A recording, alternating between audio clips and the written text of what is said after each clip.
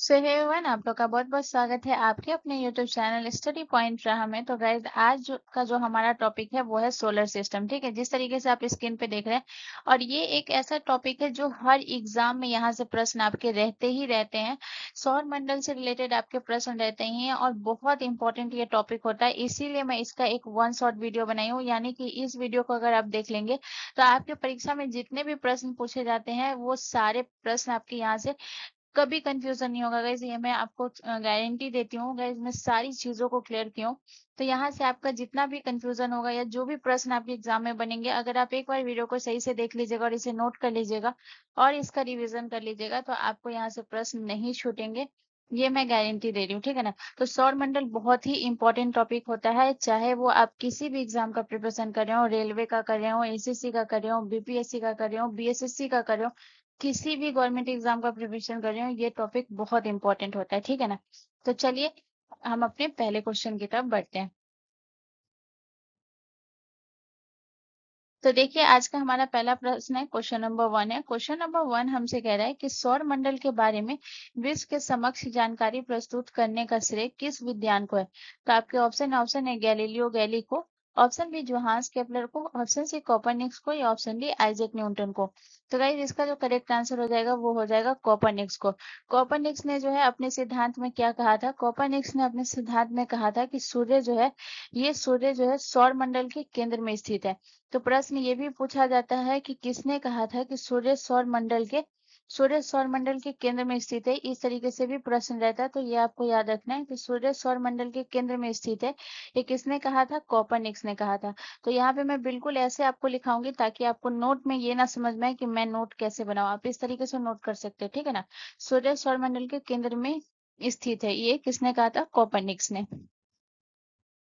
अब अगर मैं बात करती हूँ ये आपके गैलीलियो गैली के, तो इन्होंने क्या कहा था कि दूरबीन से जो है, दूरबीन से ग्रहों का अध्ययन किसने किया था। तो दूरबीन से ग्रहों का अध्ययन जो है ये गैलीलियो गैली ने किया था, ठीक है ना। दूरबीन से ग्रहों का अध्ययन किया था। उसके अलावा अगर मैं बात करूँ तो यहाँ पे जो आपका दूसरा है वो कौन है गाइस, दूसरा है आपका जोहान्स केपलर। जोहान्स केपलर ने क्या कहा था ये भी आपको नोट करना है, मैं सारे एक एक पॉइंट क्लियर कर रही हूँ, ठीक है। ग्रहों के गति के नियम किसने दिए थे गाइस, तो ये आपको ध्यान रखना है। ग्रहों के गति के नियम जो है ये जोहान्स केपलर ने दिया था। और ये सारे आप किसी भी गवर्नमेंट एग्जाम का आप उठाकर देख लें, आपको ये सारे प्रश्न रहेंगे कि किसने कहा था कि सौर मंडल केंद्र में स्थित है, किसने जो है ग्रहों के गति के नियम दिए थे। ये सारे प्रश्न बहुत इंपॉर्टेंट, ठीक है। तो जोहान्स केपलर ने क्या कहा था, ग्रहों के गति के नियम दिए, ग्रहों के गति के नियम दिए, ठीक है। और जो है लास्ट आपका कौन सा है, लास्ट है आपका आइजैक न्यूटन। आइजैक न्यूटन ने क्या कहा था, आइजैक न्यूटन ने कहा था अपने सिद्धांत में, कहा था इन्होंने क्या कहा था गाइस, तो इन्होंने जो है कौन सा सिद्धांत दिया था, इन्होंने दिया था गुरुत्वाकर्षण का सिद्धांत, ठीक है ना। ग्रेविटेशनल फोर्स, ठीक है। गुरुत्वा गुरुत्वाकर्षण का सिद्धांत दिया था, गुरुत्वाकर्षण का सिद्धांत दिया था।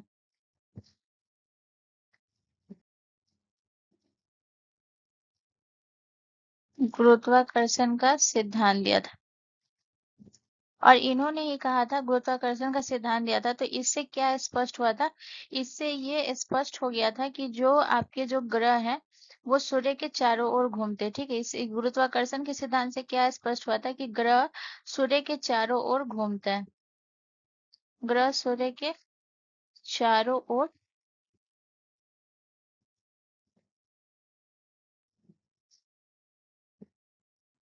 चारों ओर क्यों घूमते, ठीक है ना। इन्होंने ही बताया था गुरुत्वाकर्षण के ही कारण, ठीक है। ग्रह सूर्य के चारों ओर घूमते हैं, या फिर इन्होंने बताया था कि ग्रह जो है ये सूर्य के चारों ओर क्यों घूमते हैं, वो गुरुत्वाकर्षण के कारण घूमते हैं। इसी वजह से इन्होंने किसका सिद्धांत दिया था, गुरुत्वाकर्षण का। तो ये सारे जो वैज्ञानिक है इन्होंने कौन कौन से पॉइंट, किसने कौन सा नियम दिया है ये आपको याद रखना है। ये सारे बहुत इंपॉर्टेंट है, ये जितना भी मैं लिखाई हूँ, ठीक है। चलिए अब हम नेक्स्ट क्वेश्चन की तरफ चलते हैं। अगला क्वेश्चन हमारा क्वेश्चन नंबर 2 है गाइस। क्वेश्चन नंबर 2 कह रहा है कि सौर मंडल में कुल कितने ग्रह हैं। तो सौर मंडल में कुल 8 ग्रह हैं। आप बोलेंगे कि बहुत सिंपल प्रश्न है, मैंने इतना सिंपल रखा है कि सौर मंडल में कितने ग्रह हैं, लेकिन मैं आपको इसमें बहुत सारी चीजों को क्लियर करूंगी, तो ये है, और ये आपका पूरा सौर मंडल से ही रिलेटेड आपको यहाँ पे प्रश्न मिलेगा। तो सबसे पहले अगर मैं 8 ग्रह की बात करूँ, तो ये आपका जो है कौन कौन सा ग्रह है। तो पहले ग्रह आपका जो हो गया, जो सूर्य के सबसे निकट है, ये आपका हो गया बुध ग्रह। उसके बाद दूसरे नंबर पे आपका आता है शुक्र ग्रह। तीसरे नंबर पे आपका आता है कौन सा ग्रह, तीसरे पे आता है आपका पृथ्वी। चौथे पे आपका कौन सा आता है, चौथे पे आपका आता है मंगल ग्रह। चौथे पे जिसे हम लाल ग्रह के नाम से भी जानते हैं, मंगल ग्रह। उसके बाद जो है पांचवें नंबर पे आपका कौन सा ग्रह आता है, बृहस्पति, जो कि सौर मंडल का सबसे बड़ा ग्रह है। ठीक है ना, सौर मंडल का सबसे बड़ा ग्रह कौन सा है, बृहस्पति है। उसके बाद अगर हम बात करें छठे नंबर पे आपका कौन सा ग्रह है, छठे नंबर पे है आपका शनि ग्रह। ठीक है ना, छठे नंबर पे आपका कौन सा ग्रह है, शनि ग्रह है। सातवें नंबर पे आपका कौन सा ग्रह है, सातवें नंबर पे है आपका यूरेनस, जिसे हम अरुण भी बोलते हैं। ठीक है ना, यूरेनस, जिसे हम क्या बोलते हैं, यूरेनस, जिसे हम अरुण भी बोलते हैं। ठीक है, अरुण। और जो है लास्ट आपका कौन सा है, आठवें नंबर पे है आपका नेपच्यून। नेपच्यून को हम क्या बोलते हैं, तो नेपच्यून को हम बोलते हैं वरुण। नेपच्यून को हम क्या बोलते हैं, वरुण। तो कहीं पे अरुण वरुण भी दे देता है ना, तो लोग कंफ्यूज हो जाते हैं, तो इसलिए मैं यहाँ पे सारी चीज को क्लियर कर रही हूँ। इसके अलावा अगर मैं बात करूँ, तो यहाँ पे जो है आप याद रखिएगा कि जीवन की बुध के बारे में अगर मैं एक पॉइंट बोलूँ, कि सूर्य के सबसे नजदीक ग्रह होता है बुध बुध, और सबसे छोटा ग्रह होता है शुक्र की। अगर मैं बात करूँ, ये सबसे गर्म ग्रह होता है। पृथ्वी की अगर मैं बात करूँ, तो ये जो है इसके बारे में अगर मैं बात करूँ, तो ये जीवन की मौजूदगी वाला एकमात्र ग्रह कौन सा है, पृथ्वी है। और मंगल में जीवन की संभावना है। ठीक है ना, मौजूदगी नहीं है, संभावना है, और इसे लाल ग्रह भी कहा जाता है, यानी कि भविष्य में इसमें घर बनाया जा सकता है। बृहस्पति सौरमंडल का सबसे बड़ा ग्रह है। इसके अलावा अगर मैं बात करूं, आपका शनि सर्वाधिक उपग्रह वाला कौन सा ग्रह है, तो शनि है, यानी सर्वाधिक चंद्रमा इसी ग्रह के पास है। उसके बाद यूरेनस की अगर मैं बात करूं, ये तिरछा ग्रह है। और नेपच्यून की अगर मैं बात करूं, तो सबसे दूर ग्रह यही है। ठीक है, और चलिए नेक्स्ट क्वेश्चन की तरफ। अगला क्वेश्चन हमारा क्वेश्चन नंबर 3 है गाइस। क्वेश्चन नंबर 3 कह रहा है कि सौर मंडल का सबसे बड़ा उपग्रह निम्नलिखित में से कौन सा है। तो सौर मंडल का सबसे बड़ा उपग्रह कह रहा है, ठीक है ना, ग्रह नहीं कह रहा है, उपग्रह कह रहा है। कौन सा है, तो आपके ऑप्शन है IEO, या ऑप्शन बी टाइटन, या ऑप्शन सी कैलिस्टो, या ऑप्शन डी गैनीमेड। तो गाइस इसका जो करेक्ट आंसर हो जाएगा, वो हो जाएगा ऑप्शन डी, हमारा करेक्ट आंसर हो जाएगा। सौर मंडल का सबसे बड़ा उपग्रह गैनीमेड है। ठीक है, और गैनीमेड से आपको क्या याद रखना है, कि बृहस्पति का सबसे बड़ा चंद्रमा कौन सा है, ये आपको याद रखना है।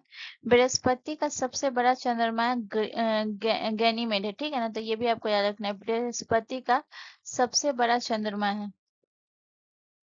बृहस्पति का सबसे बड़ा चंद्रमा कौन है गाइस, याद रखिएगा, वो है आपका गैनीमेड चंद्रमा है। ठीक है, इसके अलावा अगर हम बात करें, तो सौर मंडल का सबसे बड़ा तो गैनीमेड है। और दूसरा जो है आपको याद रखना है, कि ये आपको याद रखना है कि सौर मंडल का दूसरा सबसे बड़ा उपग्रह कौन सा है, ये आपको ध्यान रखना है। सौर मंडल का दूसरा, सौर मंडल का दूसरा सबसे बड़ा उपग्रह, सबसे बड़ा उपग्रह है। ठीक है ना, सौर मंडल का दूसरा सबसे बड़ा उपग्रह है, ये आपको याद रखना है, जो कि है टाइटन। और उसके अलावा भी मैं अगर यहाँ पे टाइटन से एक पॉइंट और बात करूँ, जो कि बहुत इंपॉर्टेंट है, तो याद रखिएगा, टाइटन जो है शनि का सबसे बड़ा चंद्रमा है। ठीक है ना, तो ये भी आपको ध्यान रखना है, टाइटन जो है ये आपको ध्यान रखना है। शनि का सबसे बड़ा चंद्रमा कौन सा है, जैसे कि गैनीमेड बृहस्पति का सबसे बड़ा चंद्रमा है, वैसे ही टाइटन शनि का सबसे बड़ा चंद्रमा है, और सौर मंडल का दूसरा सबसे बड़ा उपग्रह है, सबसे बड़ा चंद्रमा है। ठीक है,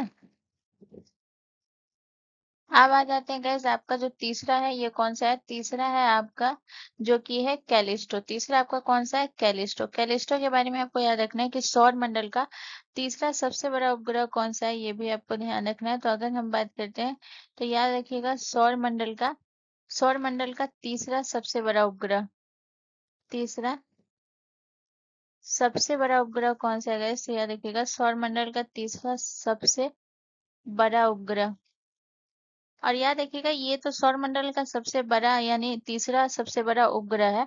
लेकिन अगर आपसे पूछे कि कैलिस्टो जो है ये किसका चंद्रमा है, तो याद रखिएगा कैलिस्टो जो है ये बृहस्पति का चंद्रमा है। ठीक है ना, ये बृहस्पति का एक उपग्रह है। ठीक है, ये आपको ध्यान रखना है। बृहस्पति का कैलिस्टो जो है ये बृहस्पति का चंद्रमा है। ठीक है, बृहस्पति का चंद्रमा है। तो यहाँ पे मैं सारा लिखा दिया। और लास्ट आपका कौन सा बचता है, आईईओ। इस सौर मंडल का चौथा सबसे बड़ा उपग्रह है। ठीक है ना, चौथा उपग्रह है। ठीक है, सौर मंडल का सबसे चौथा सबसे बड़ा उपग्रह जो है आईईओ है। चलिए नेक्स्ट क्वेश्चन की तरफ। अगला क्वेश्चन हमारा क्वेश्चन नंबर 4 है गाइस। क्वेश्चन नंबर 4 हमसे कह रहा है कि एक ग्रह कि अपने कक्ष में सूर्य से अधिकतम दूरी क्या कहा जाता है। तो यहाँ पे कह रहा है कि एक ग्रह की अपने कक्ष में सूर्य से अधिकतम दूरी। ठीक है ना, सूर्य से अधिकतम दूरी को हम क्या कहते हैं, तो अपोजी, उपसौर, अपसौर या पेरिजी। तो गाइस इसका जो करेक्ट आंसर होगा वो होगा ऑप्शन सी, हमारा करेक्ट आंसर हो जाएगा। सूर्य से अधिकतम दूरी को अपसौर कहते हैं। और याद रखिएगा सूर्य से जो है निकटतम दूरी को क्या कहते हैं, उपसौर। ठीक है, तो सूर्य से निकटतम दूरी को क्या कहते हैं, सूर्य से निकटतम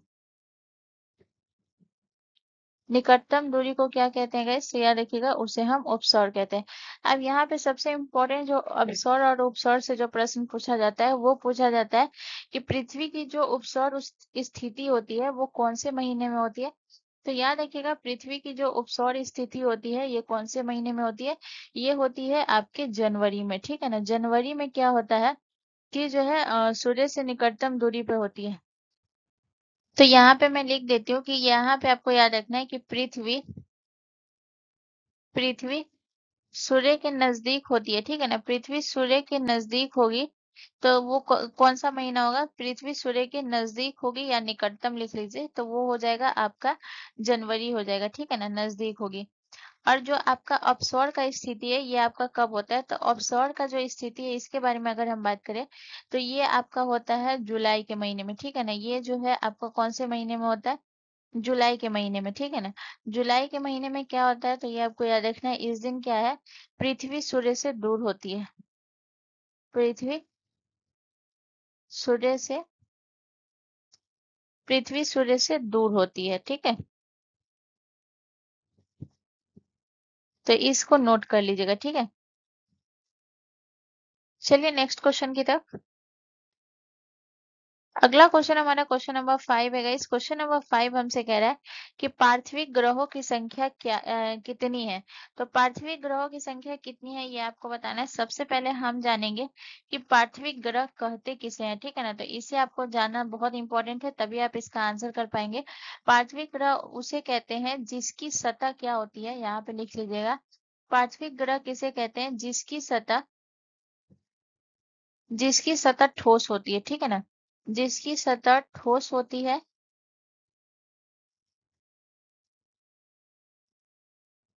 ठोस होती है। और ये बनी किस चीज से होती है ये भी याद रखिएगा, जिसकी सतह ठोस होती है। और ये बनी किस चीज से होती है ये भी आपको याद रखना है। तो ये बनी होती है आपका मुख्य रूप से चट्टान और धातु से बनी होती है। ठीक है ना, ये जो पार्थिव ग्रह जो होते हैं ये किससे बने होते हैं, चट्टान और धातुओं से बनी होती है। इसी वजह से इसका सतह जो है ये ठोस होता है। ठीक है, चट्टान और धातुओं से बनी होती है। तो यहाँ पे जो है अब सबसे इम्पोर्टेंट प्रश्न ये बनता है कि पार्थिव ग्रह जो है ये कौन कौन से जो है आपके पार्थिव ग्रह, यानी कि कौन कौन से ऐसे ग्रह हैं जो ठोस हैं। तो गाइस इसका जो करेक्ट आंसर हो जाएगा वो हो जाएगा टोटल 4 ग्रह। 4 पार्थिव ग्रह हैं जो ग्रहों की संख्या है। ठीक है ना, अब हम यहाँ पे बात करेंगे कि 4 पार्थिव ग्रह कौन कौन से हैं। तो सबसे पहले अगर हम बात करें तो आपका हो जाएगा बुध, जो कि सबसे छोटा ग्रह है, बुध हो जाएगा। इसके अलावा दूसरा आपका कौन सा हो जाएगा, दूसरा आपका हो जाएगा शुक्र ग्रह हो जाएगा। दूसरा आपका कौन सा हो जाएगा, शुक्र हो जाएगा। तीसरा आपका कौन सा ग्रह हो जाएगा, तीसरा आपका हो जाएगा पृथ्वी। और चौथा आपका कौन सा ग्रह हो जाएगा, चौथा आपका हो जाएगा मंगल। तो ये 4 ऐसे ग्रह हैं जो कि आपका किससे बना हुआ है, चट्टान और धातु से। ठीक है ना, तो प्रश्न ऐसे भी रहता है कि निम्नलिखित में से कौन सा ग्रह जो चट्टान और धातुओं से बना हुआ है मुख्य रूप से। तो इस तरीके से आपको ये सारे याद रखना होगा। जैसे कि अगर हम बुध को क्या कहते हैं, बुध को हम मर्क्यूरी कहते हैं। तो मैं थोड़ा सा हिंदी में इंग्लिश में भी लिख देती हूँ, बहुत लोगों को थोड़ा हिंदी में दिक्कत हो जाता है। तो याद रखिएगा, बुध को हम क्या कहते हैं, मर्क्यूरी कहते हैं। शुक्र को हम वेनस कहते हैं, वेनस कहते हैं। और जो है हमारा पृथ्वी, आप सभी को पता ही होगा, इसे हम अर्थ कहते हैं। और मंगल को हम क्या कहते हैं, मार्स कहते हैं। ठीक है। अच्छा, बुध से मुझे एक प्रश्न याद आया, जो कि लिख लीजिएगा। बुध से अगर मैं एक प्रश्न की बात करूं, तो याद रखिएगा, सौर मंडल का सबसे तीव्र ग्रह कौन सा है? ये प्रश्न आपके एग्जाम में पूछा गया था।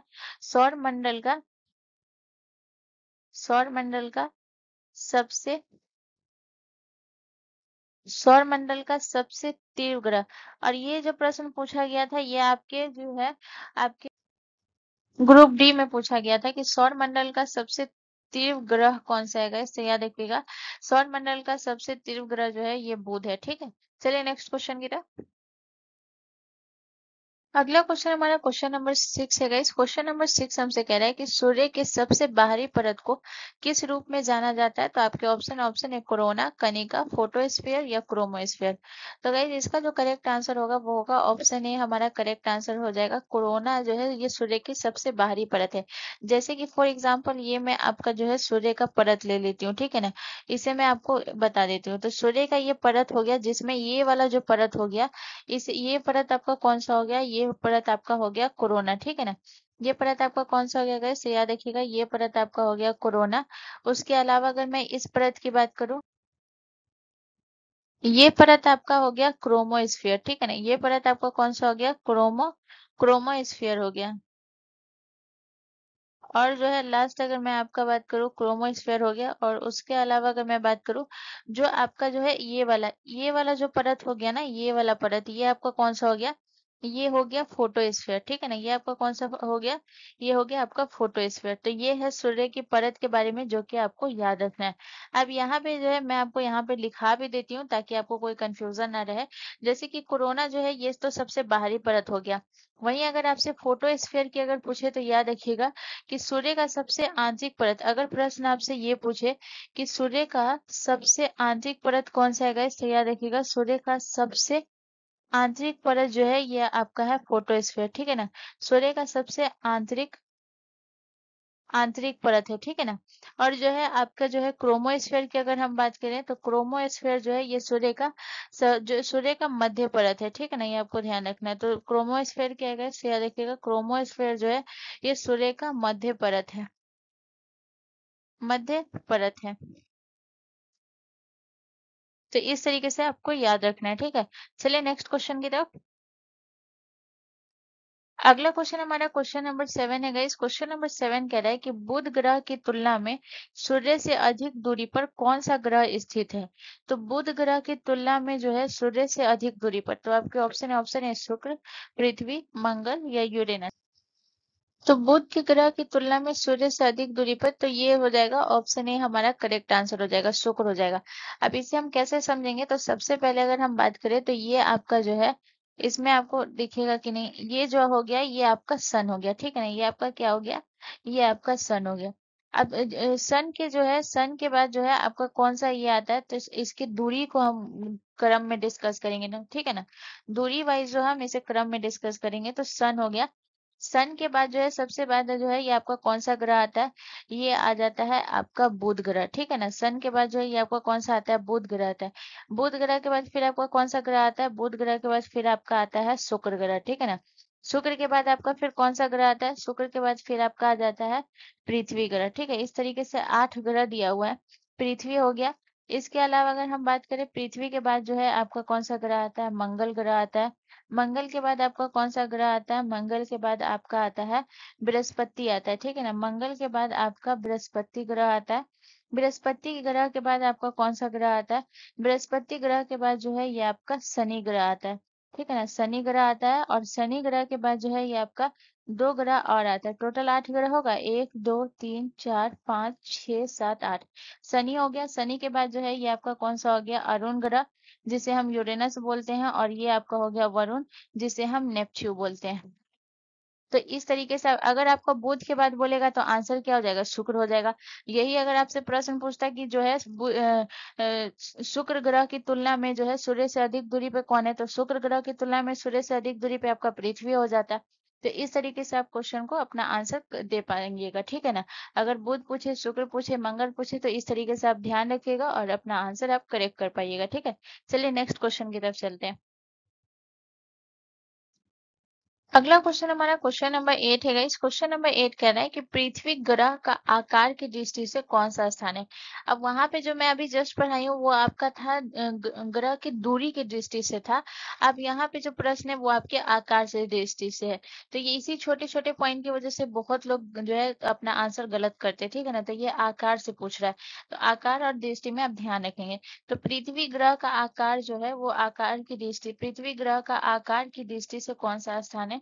तो आकार की दृष्टि से तीसरा स्थान है, ठीक है। ऑप्शन डी हमारा करेक्ट होगा। अब जैसे मैं आकार की दृष्टि से क्रम में अगर मैं बात करूं कि आपका जो है सबसे बड़ा आकार की दृष्टि में कौन सा है, इसे हम बात करेंगे। तो क्रम से अगर मैं बात करूं तो सबसे पहले आपका जो आ जाएगा वो हो जाएगा बृहस्पति ग्रह। आकार में जो है सबसे बड़ा ग्रह कौन सा है, बृहस्पति ग्रह। बृहस्पति ग्रह जो है ये आपको ध्यान रखना है, बृहस्पति ग्रह जो है ये आपका सबसे बड़ा ग्रह है, ठीक है ना। आकार की दृष्टि से, आकार की दृष्टि से सबसे बड़ा ग्रह कौन सा है, आकार की दृष्टि से सबसे बड़ा ग्रह जो है ये आपका बृहस्पति है, ठीक है। इसके बाद बृहस्पति के बाद आपका कौन सा ग्रह आता है, दूसरे नंबर पे आता है आपका शनि ग्रह, ठीक है ना। दूसरे नंबर पे आपका शनि ग्रह आता है, तीसरे पे आपका पृथ्वी ग्रह आता है। ये आप याद रखेंगे, बहुत इंपॉर्टेंट है, ठीक है ना। आकार की दृष्टि के क्रम में आपका चौथे नंबर पे जो है ये आपका आता है नेपच्यून। नेपच्यून जिसे हम क्या बोलते हैं, नेपच्यून, जिसे हम वरुण बोलते हैं, ठीक है ना, जिसे हम वरुण बोलते हैं। इसके अलावा जो है आपका जो है पहला, दूसरा, तीसरा, चौथा, पांचवें नंबर पे जो है आपका यूरेनस आता है। पांचवें नंबर पे आपका कौन आता है गाइस, याद रखिएगा। पांचवें नंबर पे आपका यूरेनस आता है जिसे हम अरुण बोलते हैं, जिसे हम क्या बोलते हैं, अरुण। इसके अलावा छठे नंबर पे जो है ये आपका शुक्र ग्रह आता है। ये सारे मैं आकार की दृष्टि से बात कर रही हूँ, ठीक है ना।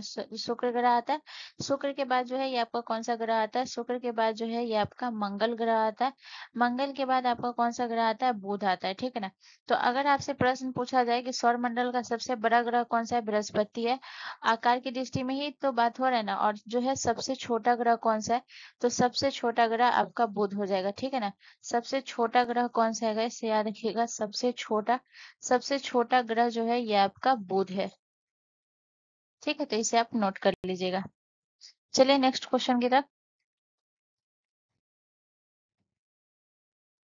अगला क्वेश्चन हमारा क्वेश्चन नंबर 9 है। इस क्वेश्चन नंबर 9 कह रहा है कि 7 छल्लों में पाया जाना किस ग्रह की महत्वपूर्ण विशेषता है। तो आपके ऑप्शन है बृहस्पति की, शनि ग्रह की, चंद्रमा की या वरुण की। तो गाइज इसका जो करेक्ट आंसर होगा वो हो जाएगा आपका शनि ग्रह की। तो 7 छल्लों में पाया जाने वाला ग्रह जो है ये किसकी विशेषता है, ये शनि ग्रह की है।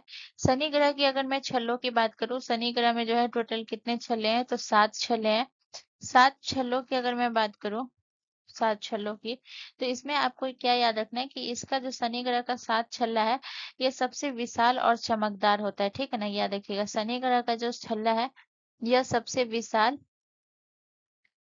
विशाल और जो है आपको याद रखना है सबसे विशाल और सबसे ज्यादा चमकदार होता है, और चमकदार होता है, ठीक है। इसके अलावा अगर मैं बात करूं, ये जो छल्ला होता है गाइज ये किसका बना होता है ये भी आपको ध्यान रखना है। तो ये छल्ला जो है ये आपके बर्फ, ठीक है, धूल धूल और छोटे चट्टानों से बना होता है। तो ये भी आपको याद रखना है, ठीक है ना। बर्फ, धूल और छोटे चट्टानों से बना होता है, छोटे चट्टानों से बना होता है। तो यहाँ पे ये भी आप याद रखेंगे कि ये छल्ला जो है ये किससे बना होता है, बर्फ, धूल और छोटे चट्टानों से बना होता है। इसके अलावा अगर मैं आपको बात करूं कि कौन कौन से ग्रह है जिसमें छल्ला होता है, कौन कौन से ग्रह हैं जिसमें क्या होता है, जिसमें ग्रह में छल्ला होता है, ठीक है ना। तो यहाँ पे आप लिखेंगे जो जो ग्रह का मैं नाम लिखा रही हूँ। जैसे कि पहला तो हो गया, जैसे कि छल्ला वाला ग्रह जो हो गया वो कौन सा हो गया, शनि हो गया।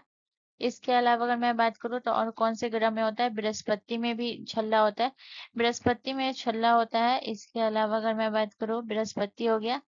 इसके अलावा आपका यूरेनस, यूरेनस यानी कि आपके अरुण ग्रह में, ठीक है ना, यूरेनस, यूरेनस में भी आपका जो है छल्ला होता है, ठीक है। और जो है लास्ट आपका कौन सा ग्रह है, नेपच्यून यानी कि वरुण। तो ये टोटल 4 ग्रह में जो है, ये टोटल 4 ग्रह में जो है आपका छल्ला होता है, ठीक है ना, नेपच्यून ग्रह। अगर मैं बात करूं बृहस्पति का जो छल्ला होता है, बृहस्पति ग्रह का जो छल्ला होता है, इसकी खासियत क्या होती है, तो ये आपको ध्यान रखना है। बृहस्पति ग्रह का जो छल्ला होता है, इसमें क्या होता है, तो ये छल्ला जो होता है ये किसका बना होता है, तो यह देखिएगा ये छल्ला जो है धूल के बने होते हैं, ठीक है, ये आपको ध्यान रखना है। ये छल्ला जो है ये किसके बने होते हैं, तो यह देखिएगा ये छल्ला जो है धूल के बने होते हैं, धूल के बने होते हैं, ठीक है। और जो है अगर मैं बात करूं आपका यूरेनस ग्रह का छल्ला, यूरेनस ग्रह का छल्ला जो है ये किसका बना होता है, तो याद रखिएगा ये जो है, ये यूरेनस का जो होता है ये होता है काले और कम चमकदार होते हैं, ठीक है ना, ये आपको ध्यान रखना है। यूरेनस ग्रह का छल्ला जो है ये काले होते हैं और याद रखिएगा और कम चमकदार होते हैं, कम चमकदार होते हैं। तो यहाँ पे जगह नहीं है इसलिए मैं थोड़ा छोटा छोटा लिखा रही हूँ, हो सकता है आप लोगों को अगर दिक्कत हो रहा है तो मैं जो बोल रही हूँ उस तरीके से आप सुन लेंगे, बट मुझे नहीं लगता है कि आपको दिक्कत हो रहा होगा, मैं इतना भी छोटा नहीं लिखा रही हूँ। बट अगर फिर भी हो रहा है तो आप, मैं जो बोल रही हूँ वो आप सुन के लिख लीजिएगा, ठीक है ना। इसके अलावा अगर मैं नेपच्यून ग्रह के छल्ले की बात करूं, तो ये जो है अस्थाई होता है। ये कैसा छल्ला होता है, इस ग्रह का जो छल्ला होता है ये अस्थाई होता है, अस्थाई अस्थाई होता है, ठीक है। तो यहाँ पे जो जितने भी ग्रह के छल्ले होते हैं और इसकी जो जो विशेषता है मैंने वो सब लिखा दी है, इसे आप नोट कर लीजिएगा। चलिए नेक्स्ट क्वेश्चन की तरफ। अगला क्वेश्चन हमारा क्वेश्चन नंबर 10 है गाइस। क्वेश्चन नंबर 10 का आराम से कि किसे अब पृथ्वी के सौर मंडल के भीतर एक ग्रह के रूप में नहीं माना जाता है। आप सभी को पता होना चाहिए कि जो सौर मंडल के अंदर जो है इसे एक ग्रह के रूप में नहीं जाना जाता है, वो कौन सा है, वो है प्लूटो। प्लूटो को नहीं जाना जाता है, ठीक है ना। पहले जाना जाता था, यानी कि सौर मंडल के टोटल 9 ग्रहों के बारे में बात होती थी, प्लूटो। लेकिन क्या हुआ गाइस, 2006 में इसे ग्रह की श्रेणी से हटा दिया गया। प्लूटो के बारे में अगर हम बात करें तो याद रखिएगा 2006 में अंतरराष्ट्रीय खगोल संघ द्वारा, ठीक है ना, अंतरराष्ट्रीय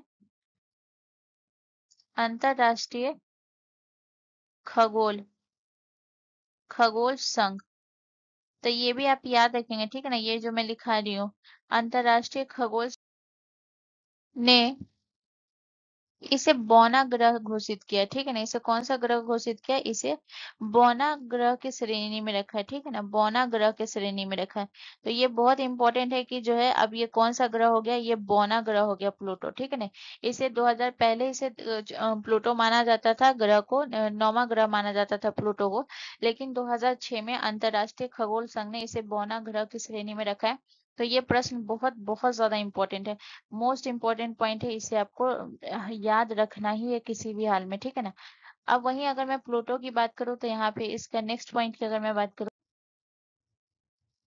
तो याद रखिएगा जो प्लूटो के हैं वो कितने चंद्रमा हैं, तो याद रखिएगा प्लूटो के 5 ज्ञात चंद्रमा है, ठीक है ना, प्लूटो के 5 ज्ञात चंद्रमा है, चंद्रमा है। अब प्लूटो के 5 ज्ञात चंद्रमा कौन कौन से है ये आपको ध्यान रखना है। तो पहला आपको याद रखना है, ये हो गया आपका कौन सा हो गया, आपका हो गया निक्स, ठीक है ना। पहला आपका कौन सा हो गया, पहला आपका आपको याद रखना है, ये हो गया आपका निक्स हो गया। दूसरा आपका कौन सा हो गया, दूसरा आपका हाइड्रा हो गया। दूसरा आपका कौन सा हो गया, हाइड्रा हो गया। तीसरा आपका कौन सा हो गया, केरबेरस, ठीक है ना। तीसरा आपका कौन सा हो गया, केरबेरस। चौथा आपका कौन सा हो गया गाइस, चौथा आपका हो गया टिक्स, ठीक है ना। चौथा आपका कौन सा हो गया, स्टिक्स। और पांचवा आपका कौन सा हो गया, पांचवा आ गया आपका सेरन। तो ये टोटल 5 प्लूटो के ज्ञात उपग्रह हैं, यानी कि चंद्रमा है, ये आपको ध्यान रखना है। यहाँ पे सबसे इंपॉर्टेंट अगर मैं बात करूँ जो आपको याद रखना है, ये प्लूटो जो है ये एक बौना ग्रह है, ये आप सभी को पता है। अगर मैं बात करूं कि यहाँ पे अगर मैं बात करती हूँ कि कौन कौन सा ग्रह है जो आपके बौना ग्रह के श्रेणी में आता है, ठीक है ना, बौना ग्रह। तो ये आपको पता होना चाहिए कि कौन कौन सा जो है ये आपके बौना ग्रह के श्रेणी में आता है, बहुत इंपॉर्टेंट। तो यहाँ पे मैं लिखा देती हूँ कौन कौन सा है जो कि आपके बौना ग्रह के श्रेणी में आता है। तो पहला आपको याद रखना है जो कि हो गया आपका प्लूटो, जो कि मैं बता दी हूँ ये जो है सौरमंडल का सबसे प्रसिद्ध बौना ग्रह है, ठीक है ना। प्लूटो पहला बौना ग्रह है, तो मैं यहाँ पे भी लिख देती हूँ प्लूटो का नाम। प्लूटो हो गया। दूसरा नंबर पे अगर मैं बात करूँ तो ये आपका कौन सा हो गया, एरिस हो गया। दूसरे नंबर पे अगर मैं बात करूँ तो ये आपका एरिस हो गया। और तीसरे नंबर पे अगर मैं बात करूँ तो आपका कौन सा ग्रह हो गया, तीसरे नंबर पे अगर मैं बात करूँ तो याद रखिएगा ये है आपका हाउ मिया, ठीक है ना। ये कौन सा है, हाउ मिया। इसे मैं आगे पूरा क्लियर करूंगी कि जो कौन सा है वो जो सबसे प्रसिद्ध है, कौन सा ग्रह है जो सबसे बौना, जो बौना ग्रह में भी सबसे छोटा ग्रह है। इनको मैं आगे क्लियर करूंगी। अभी मैं सिर्फ बता देती हूँ कि कौन कौन सा ग्रह जो है ये आपका बौना ग्रह है, ठीक है ना। इसके अलावा अगर मैं बात करूँ तो आपका ये है माके भी ये आपका एक बौना ग्रह है, माके। और जो है लास्टली आपको याद रखना और कौन सा हो गया, आपका हो गया सीरियस। ये सारे जो है ये आपके बौना ग्रह के कैटेगरी में आते हैं, ठीक है। चलिए नेक्स्ट क्वेश्चन की तरफ। अगला क्वेश्चन हमारा क्वेश्चन नंबर 11 है गाइस। क्वेश्चन नंबर 11 हमसे कह रहा है कि सौर ग्रहण कब लगता है।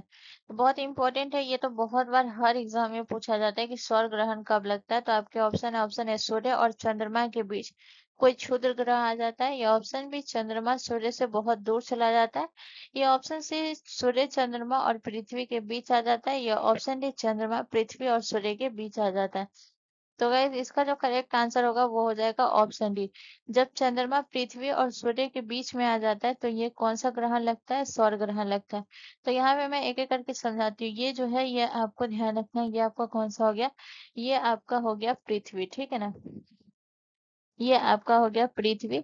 और ये जो है आपका हो गया क्या हो गया, ये आपका हो गया सूर्य।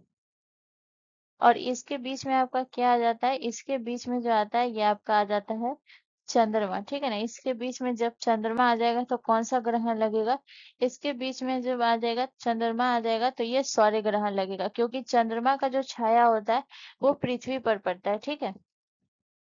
तो इससे क्या होता है, सूर्य ग्रहण लगता है, ठीक है। चलिए नेक्स्ट क्वेश्चन की तरफ। अगला क्वेश्चन हमारा क्वेश्चन नंबर 12 है गाइस। क्वेश्चन नंबर 12 कह रहा है कि निम्न में से सौर मंडल का सबसे तेज हवा वाला ग्रह कौन सा है। तो आपके ऑप्शन है सनी, नेपच्यून, यूरेनस या मंगल। तो गाइस इसका जो करेक्ट आंसर होगा वो हो जाएगा ऑप्शन बी, हमारा करेक्ट आंसर हो जाएगा। सबसे तेज हवा वाला ग्रह हमारा नेपच्यून है। और नेपच्यून के बारे में अगर हम बात करें तो याद रखिएगा ये पृथ्वी का 17 गुना है, ठीक है ना। पृथ्वी के द्रव्यमान का 17 गुना है। पृथ्वी के पृथ्वी के द्रव्यमान का कितना गुना है गाइस, याद रखिएगा 17 गुना है। तो ये हो गया। उसके बाद हम अगर नेपच्यून की बात करें तो ये हमारा कौन सा ग्रह है जिसे हम वरुण के नाम से भी जानते हैं। तो ये पृथ्वी के द्रव्यमान का 17 गुना है। सबसे पहले अगर हम बात करते हैं इसकी खोज के बारे में, नेपच्यून की खोज जो है ये कब हुई थी गाइस, तो याद रखिएगा नेपच्यून की जो खोज हुई थी वो हुआ था आपका 1846 ईस्वी में, ठीक है। इसकी खोज कब हुई थी, 1846 में इसकी खोज हुई थी। इसके अलावा अगर हम बात करें तो इसका जो है सबसे प्रमुख उपग्रह कौन सा है गाइस, तो ये भी आपको ध्यान रखना है। नेपच्यून का सबसे प्रमुख उपग्रह, ठीक है ना। सबसे प्रमुख उपग्रह कौन सा है, तो सबसे प्रमुख उपग्रह कह लीजिए या चंद्रमा कह लीजिए, ठीक है ना। सबसे प्रमुख उपग्रह, तो याद रखिएगा इसका सबसे प्रमुख उपग्रह ट्रिटॉन है, ठीक है ना। नेपच्यून का सबसे प्रमुख उपग्रह ट्रिटॉन है। उसके अलावा अगर मैं बात करूं तो अगला पॉइंट आपको याद रखना है कि जो नेपच्यून है ये आपका दूसरा सबसे ठंडा ग्रह है, ठीक है ना। दूसरा नेपच्यून जो है ये आपको ध्यान रखना है दूसरा सबसे ठंडा ग्रह है। तो दूसरा सबसे ठंडा ग्रह है तो पहला कौन सा, यानी कि सबसे ठंडा ग्रह कौन सा है, तो सबसे ठंडा ग्रह आपका यूरेनस है, ठीक है ना। दूसरा सबसे ठंडा ग्रह है, ठंडा ग्रह है, ठीक है। उसके बाद अगर हम नेपच्यून के बारे में आपको एक और बात करें तो याद रखिएगा ये सौर मंडल का 8वां ग्रह है, ठीक है ना। सौर मंडल का सौर मंडल सौर मंडल का 8वां ग्रह है और सबसे दूरस्थ ग्रह।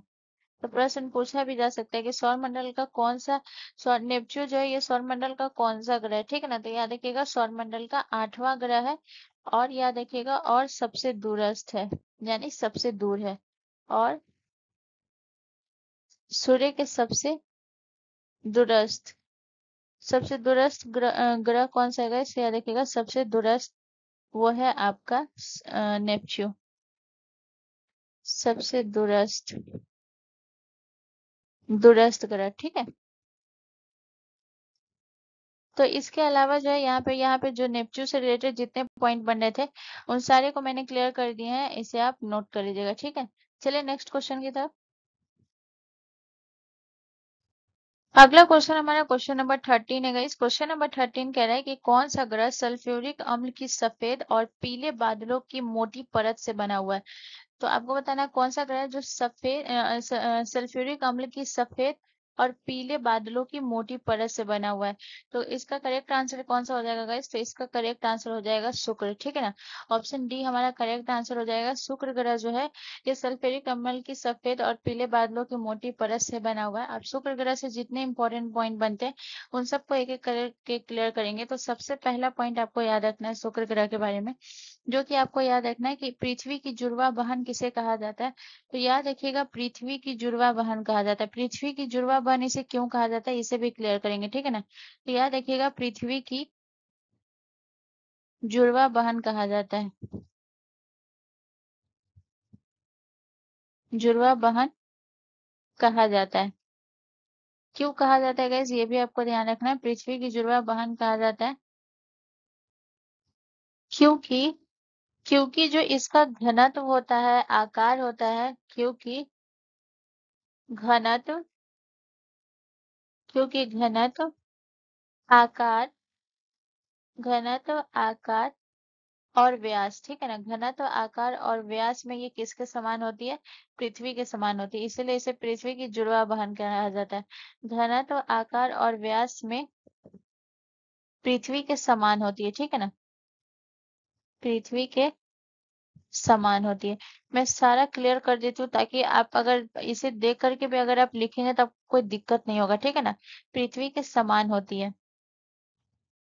उसके अलावा अगर हम बात करें तो याद रखिएगा नेक्स्ट पॉइंट, शुक्र ग्रह जो होता है ये अन्य ग्रह के विपरीत दिशा में घूमती है, ठीक है ना। इसको दूसरा पॉइंट आपको याद रखना है कि ये अन्य ग्रहों के कंपैरिजन में ये विपरीत दिशा में घूमती है, यानी कि जितने भी ग्रह होते हैं वो एंटी क्लॉकवाइज घूमती है, ठीक है ना, विपरीत दिशा में घूमती है। और ये जो होती है ये किस पे घूमती है गाइस? याद रखिएगा ये घूमती है आपका विपरीत दिशा में घूमती है, यानी कि ये आपकी घूमती है क्लॉकवाइज, ठीक है। ये किस में घूमती है गाइस? तो याद रखिएगा ये आपके क्लॉकवाइज घूमती है। बाकी जितनी भी ग्रह है वो आपकी एंटी क्लॉकवाइज घूमती है।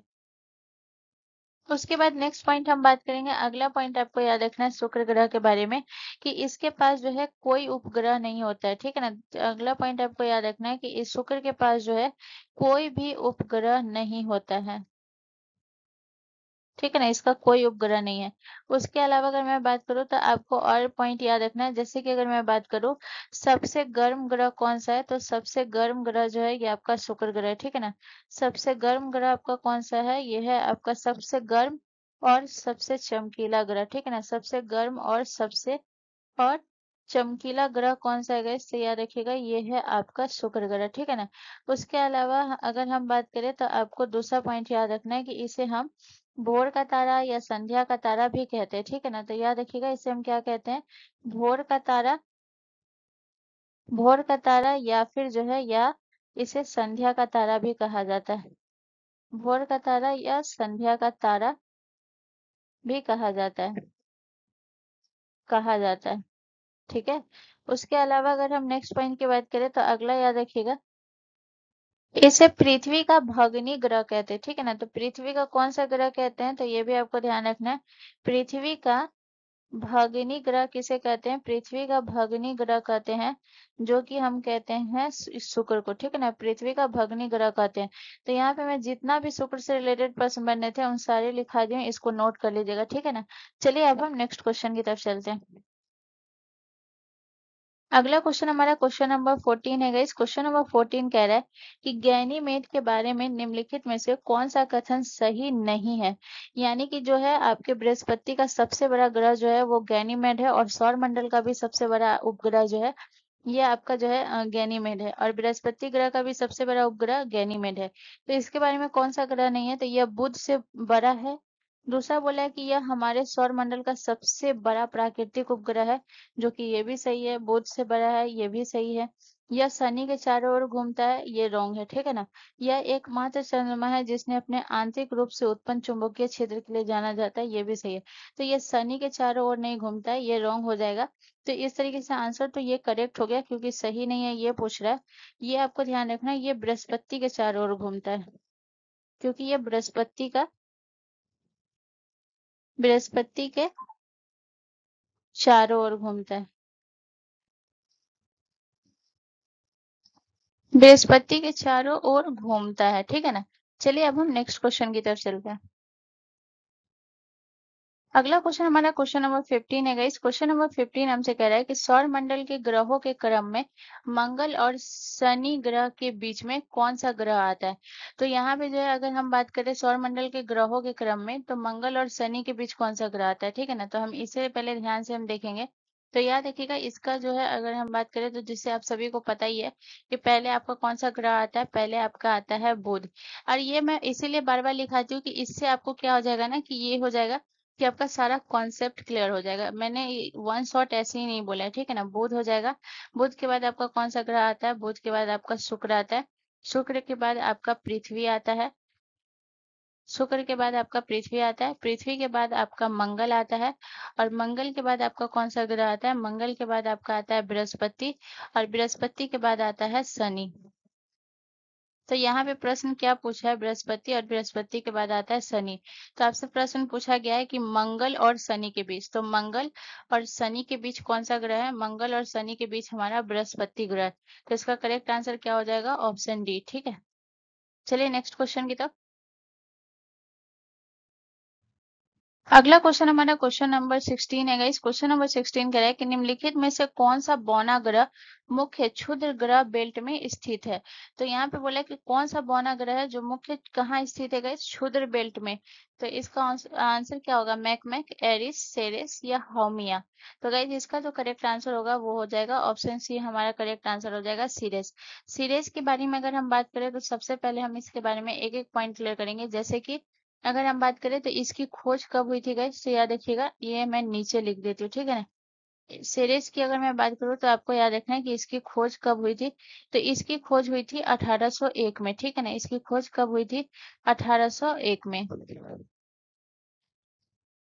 और इसकी खोज किसने की थी, सेरेस की खोज किसने की थी।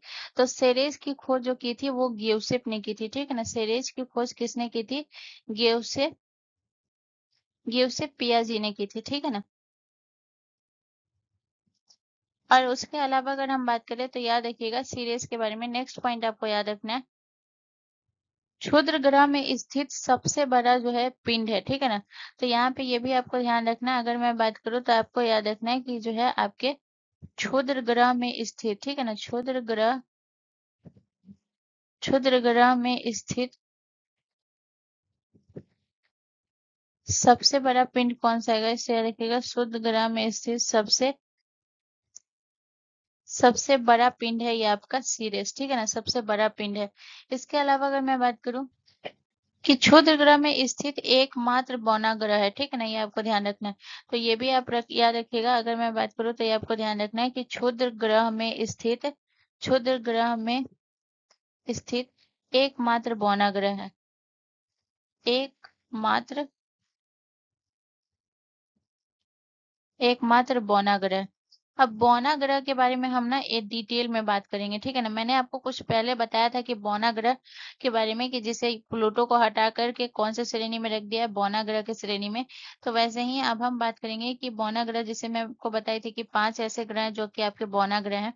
तो अब उसको हम एक एक करके डिस्कस करेंगे। जैसे हम सबसे पहले हम बात किए थे, यहाँ पे जो आपके ऑप्शन दिए गए हैं वो बौना ग्रह के ही ऑप्शन दिए गए। तो हम मैकमैक के बारे में बात करते हैं। तो मैकमे के बारे में अगर हम बात करें, तो इसकी क्या खासियत है, तो याद रखिएगा, यह बहुत ठंडा बौना ग्रह है, ठीक है ना। तो याद रखिएगा, बहुत ठंडा, बहुत ठंडा बौना ग्रह है, ठीक है ना। उसके अलावा नेक्स्ट आपको याद रखना है एरिस के बारे में। एरिस के बारे में आपको क्या याद रखना है, कि ये प्लूटो से भी छोटा है, लेकिन यह भारी ग्रह है, ठीक है ना। यह एक भारी ग्रह है, भारी बौना ग्रह है। भारी बौना ग्रह है, मगर याद रखिएगा, मगर ये प्लूटो से छोटा है, ठीक है ना, बहुत भारी है, लेकिन अगर आकार की बात करें तो ये प्लूटो से छोटा है, ठीक है। उसके बाद जो है आपका जो है सिरिस के बारे में मैंने लिखा ही दिया है, सिरिस के बारे में। उसके बाद जो है ये स्थित एकमात्र बौना ग्रह है।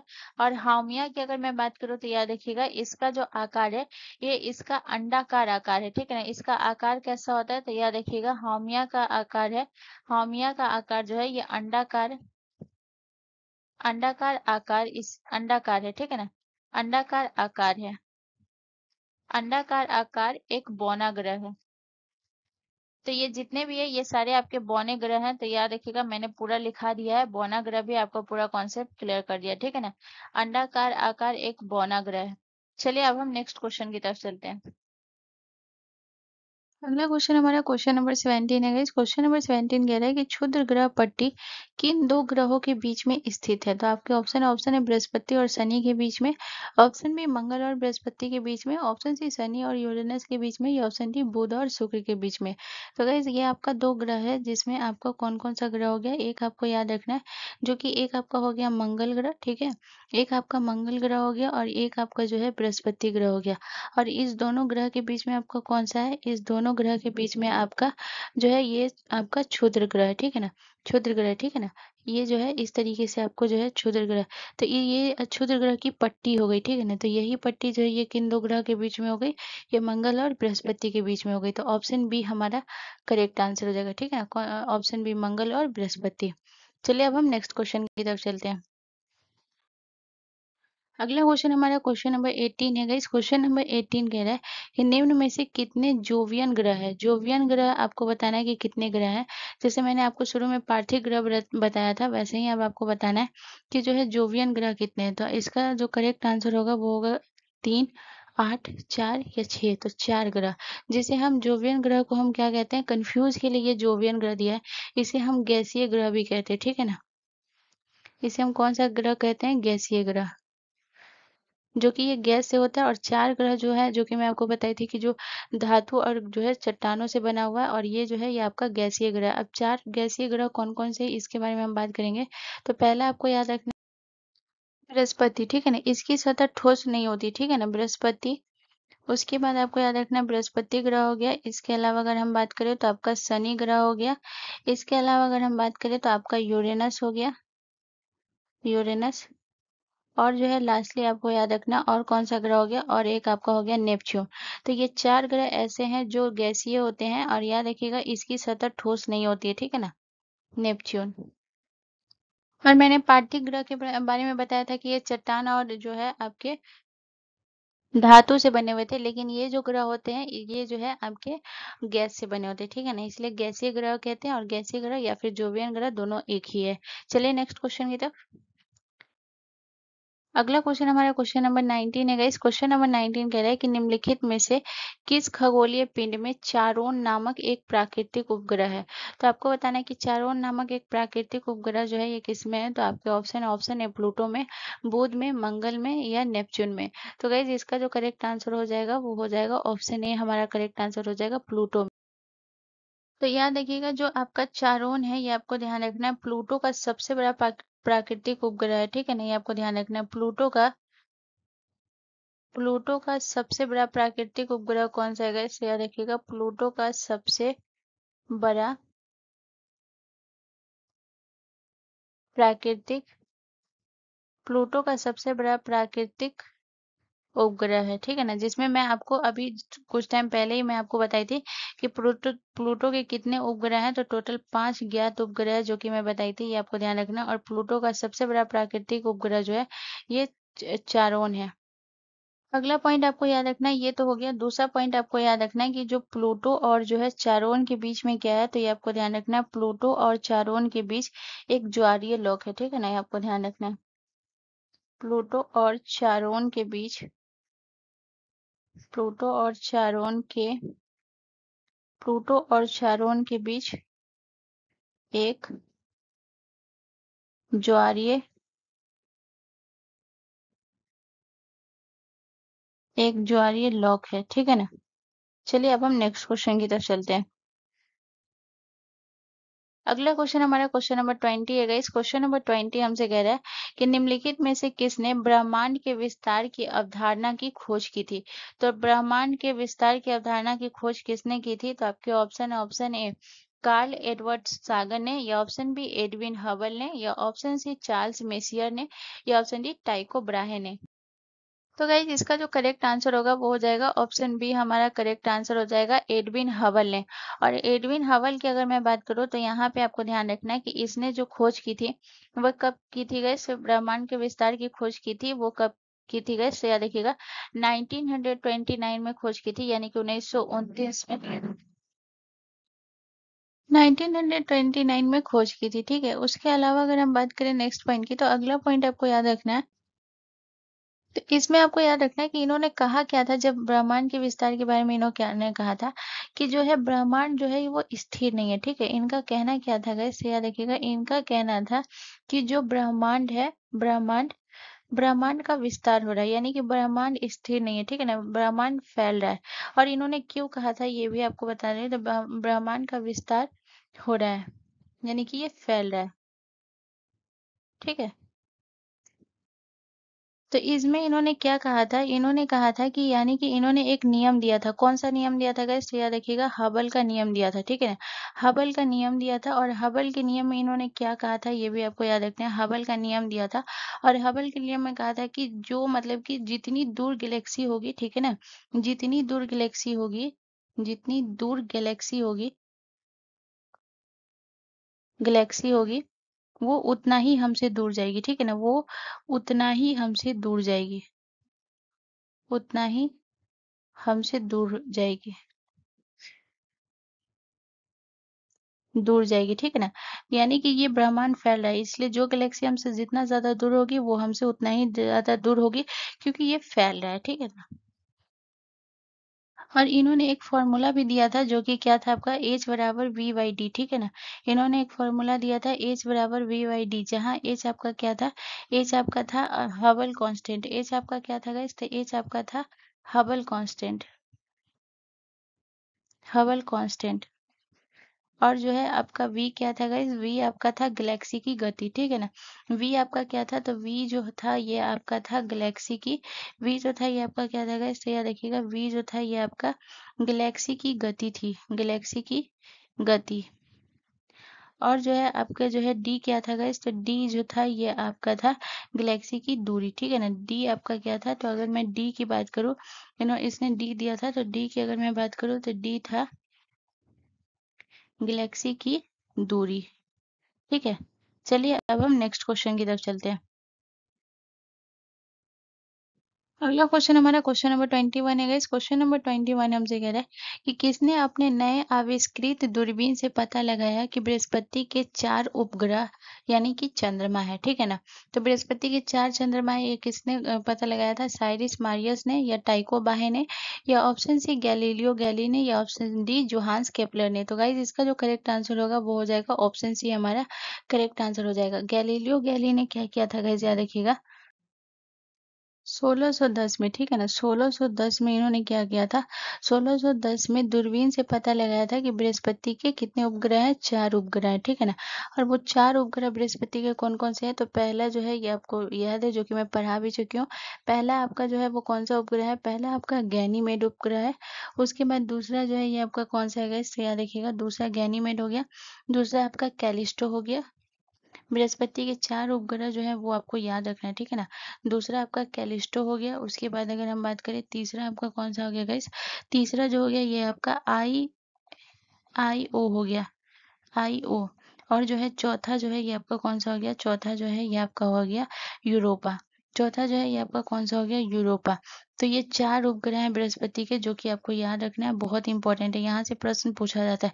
अब यहाँ पे सब में एक एक विशेषता है जो कि हम बात करेंगे।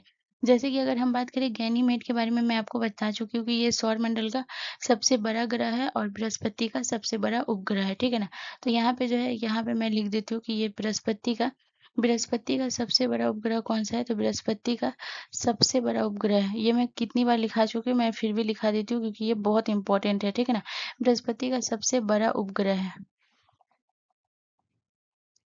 इसके अलावा अगर हम बात करते हैं कैलिस्टो के बारे में, तो कैलिस्टो से आपको क्या याद रखना है गाइस? कैलिस्टो से याद रख ये कैलिस्टो जो है ये क्रेटर से भरा उपग्रह है, ठीक है ना? कैलिस्टो क्या है गाइस? याद रखिएगा कैलिस्टो जो है ये कैलिस्टो जो है ये क्रेटर से भरा उपग्रह है, ठीक है?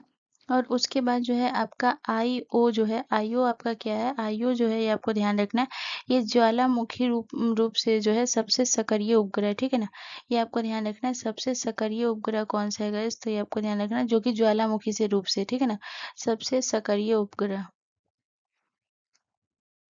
सबसे सक्रिय उपग्रह जो है ये आपका आईओ है, ये आपको ध्यान रखना है, सबसे सक्रिय उपग्रह, ठीक है? और उसके बाद जो है यूरोपा के बारे में अगर हम बात करेंगे तो ये आपको ध्यान रखना है, यूरोपा जो है ये क्या है गाइस? तो याद रखिएगा यहाँ पे जो है ये बर्फीली सतह है इसकी, इसकी सतह कैसी है गाइस? तो ये आपको ध्यान रखना है, ये जो है बर्फीली सतह है, बर्फीली सतह है, जहाँ पे कोई कोई वैज्ञानिक का कहना है कि यहाँ पे महासागर हो सकता है, ठीक है ना? बर्फीली सतह है। चलिए नेक्स्ट क्वेश्चन की तरफ।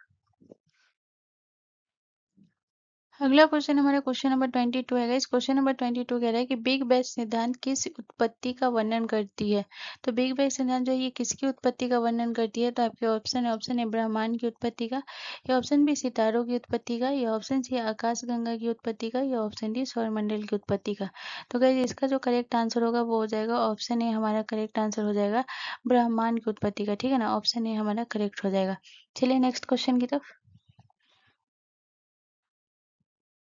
अगला क्वेश्चन हमारा क्वेश्चन नंबर 23 है गाइस। क्वेश्चन नंबर 23 हमसे कह रहा है कि स्थलीय ग्रह किससे बने होते हैं? तो स्थलीय ग्रह किससे बने होते हैं? धातु और वायु से, या ऑप्शन बी चट्टानों और धातु से, या ऑप्शन सी धातु और गैसों से, या ऑप्शन डी चट्टानों और गैसों से। तो गाइस इसका जो करेक्ट आंसर हो जाएगा वो हो जाएगा आपके चट्टानों और धातुओं से, जो कि मैं आपको स्थलीय ग्रह बता चुकी हूँ, ठीक है ना? आपके स्टार्टिंग में ही बताई हूँ। तो आपकी जो चौथे या पांचवें नंबर पे ये क्वेश्चन होगा, तो चट्टानों और धातु से, ठीक है ना? तो ऑप्शन बी हमारा करेक्ट आंसर हो जाएगा। चलिए नेक्स्ट क्वेश्चन की तरफ। अगला क्वेश्चन हमारा क्वेश्चन नंबर 24 है गाइस। क्वेश्चन नंबर 24 कह रहा है कि निम्नलिखित में से किस एकमात्र ग्रह की सतह पर तरल पानी पाया जाता है? तो तरल पानी पाया जाता है शुक्र पे, या बुध पर, या पृथ्वी पर, या मंगल पर। तो गाइज इसका जो करेक्ट आंसर होगा वो हो जाएगा ऑप्शन सी, हमारा करेक्ट आंसर हो जाएगा। इसकी सतह पर जो है एकमात्र ऐसा ग्रह है जिसकी सतह पर तरल पानी पाया जाता है।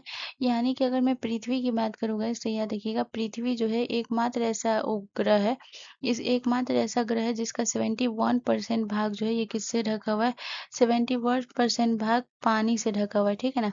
71% भाग जो है ये किससे ढका हुआ है? पानी से। 71% भाग पानी से ढका है। पानी से ढका है, ठीक है ना?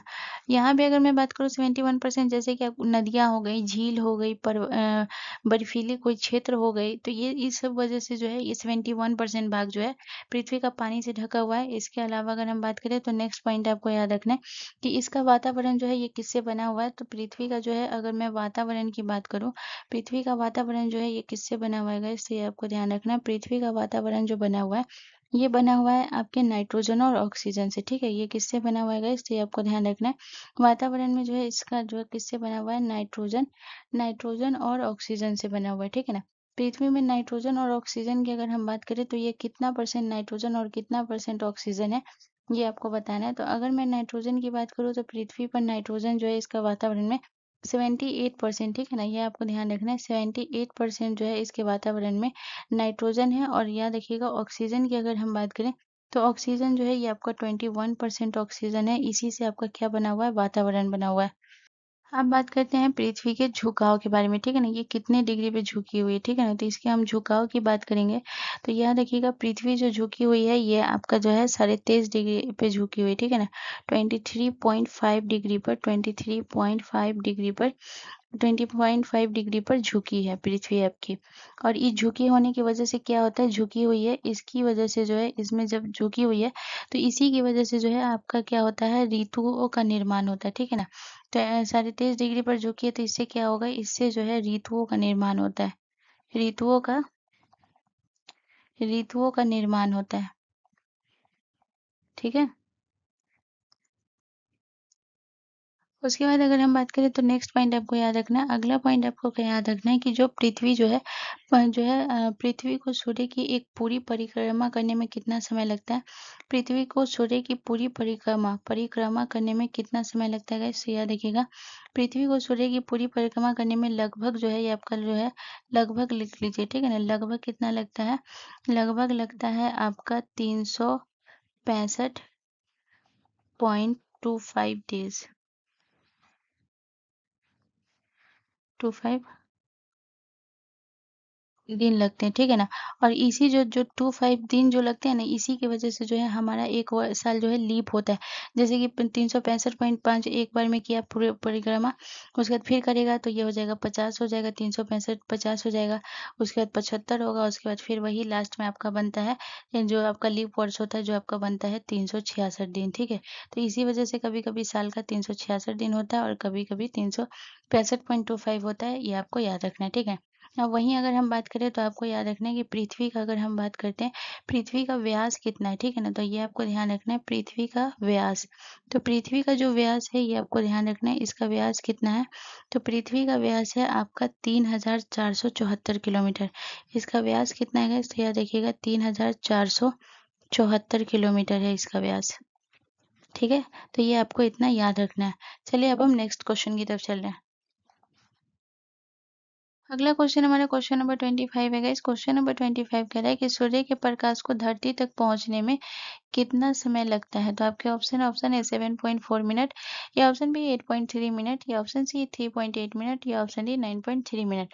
तो गाइस इसका जो करेक्ट आंसर होगा वो हो जाएगा ऑप्शन बी, हमारा करेक्ट आंसर हो जाएगा। सूर्य के प्रकाश को 8.3 मिनट लगते हैं पहुंचने में। उसके बाद अगर हम बात करें कि सूर्य जो है वो पृथ्वी से कितना में जो है किलोमीटर दूर है, ठीक है ना, ये आपको ध्यान रखना है। तो ये भी पूछा जाता है। तो यहाँ पे जो है एक पॉइंट आपको याद रखना है कि सूर्य जो है सूर्य पृथ्वी से सूर्य पृथ्वी से लगभग सूर्य पृथ्वी से लगभग 149.6 मिलियन 1.6 मिलियन किलोमीटर दूर है, किलोमीटर दूर है, ठीक है ना। ये आपको ध्यान रखना है। उसके बाद जो है एक पॉइंट और याद रखिएगा, आपको याद रखना है कि ये जो है अगला पॉइंट आपको क्या याद रखना है कि जो सूर्य का गुरुत्वाकर्षण है, ये आपको ध्यान रखना है। सूर्य का गुरुत्वाकर्षण पृथ्वी के गुरुत्वाकर्षण से 28 गुना अधिक है। सूर्य का गुरुत्वाकर्षण गुरुत्वा सूर्य का गुरुत्वाकर्षण 28 गुना अधिक है। 28 गुना अधिक है। किससे अधिक है गाइस? याद रखिएगा, पृथ्वी से 28 गुना अधिक है। यानी कि अगर आप सूर्य के पास आप खड़े होंगे तो आपका जो वजन होगा वो 28 गुना बढ़ जाएगा, ठीक है ना। तो सूर्य का गुरुत्वाकर्षण 28 गुना अधिक है पृथ्वी से। तो ये भी आपको याद रखना है, ठीक है। चलिए नेक्स्ट क्वेश्चन की तरफ। अगला क्वेश्चन हमारा क्वेश्चन नंबर 26 है गाइस। क्वेश्चन नंबर 26 कह रहा है कि पूर्णिमा के दिन के बाद 15वें दिन चंद्रमा दिखाई नहीं देता है, ठीक है। इसे किस दिन के रूप में जाना जाता है? तो इसे किस दिन के रूप में जाना जाता है? अमावस्या, या फिर आधा चांद, या फिर पूर्णिमा, या फिर चंद्रमा दिवस। तो गाइस इसे इसे जाना जाता है अमावस्या के रूप में। तो ऑप्शन ए हमारा करेक्ट आंसर हो जाएगा, ठीक है। इसके अलावा अगर हम बात करें तो ये हो गया। अगर हम पूर्णिमा की बात करें तो याद रखिएगा, पूर्णिमा आपका जो है ये कितने दिन बाद आती है। तो यहाँ पे हम बात करेंगे पूर्णिमा के बारे में, ठीक है। पूर्णिमा, ठीक है। तो पूर्णिमा आपकी आती है उन साढ़े 29 दिन में, ठीक है ना। 29.5 दिन पर जो है ये पूर्णिमा आती है। ये आपको याद रखना है। इसके अलावा अगर हम बात करें कि ये जो पूर्णिमा होती है ये कब होती है, यानी कि आपका जो ये कब आती है। तो याद रखिएगा, जब अमावस्या जो आती है वो कब आती है। पूर्णिमा छोड़िए, अमावस्या लिखिए, ठीक है ना। इस दिन आपका अमावस्या होता है ना। तो अमावस्या आपकी कब आती है? याद रखिएगा, अमावस्या तब आती है जब आपका जो सूर्य होता है, पृथ्वी जब सूर्य पृथ्वी और चंद्रमा, ठीक है। जब सूर्य पृथ्वी और चंद्रमा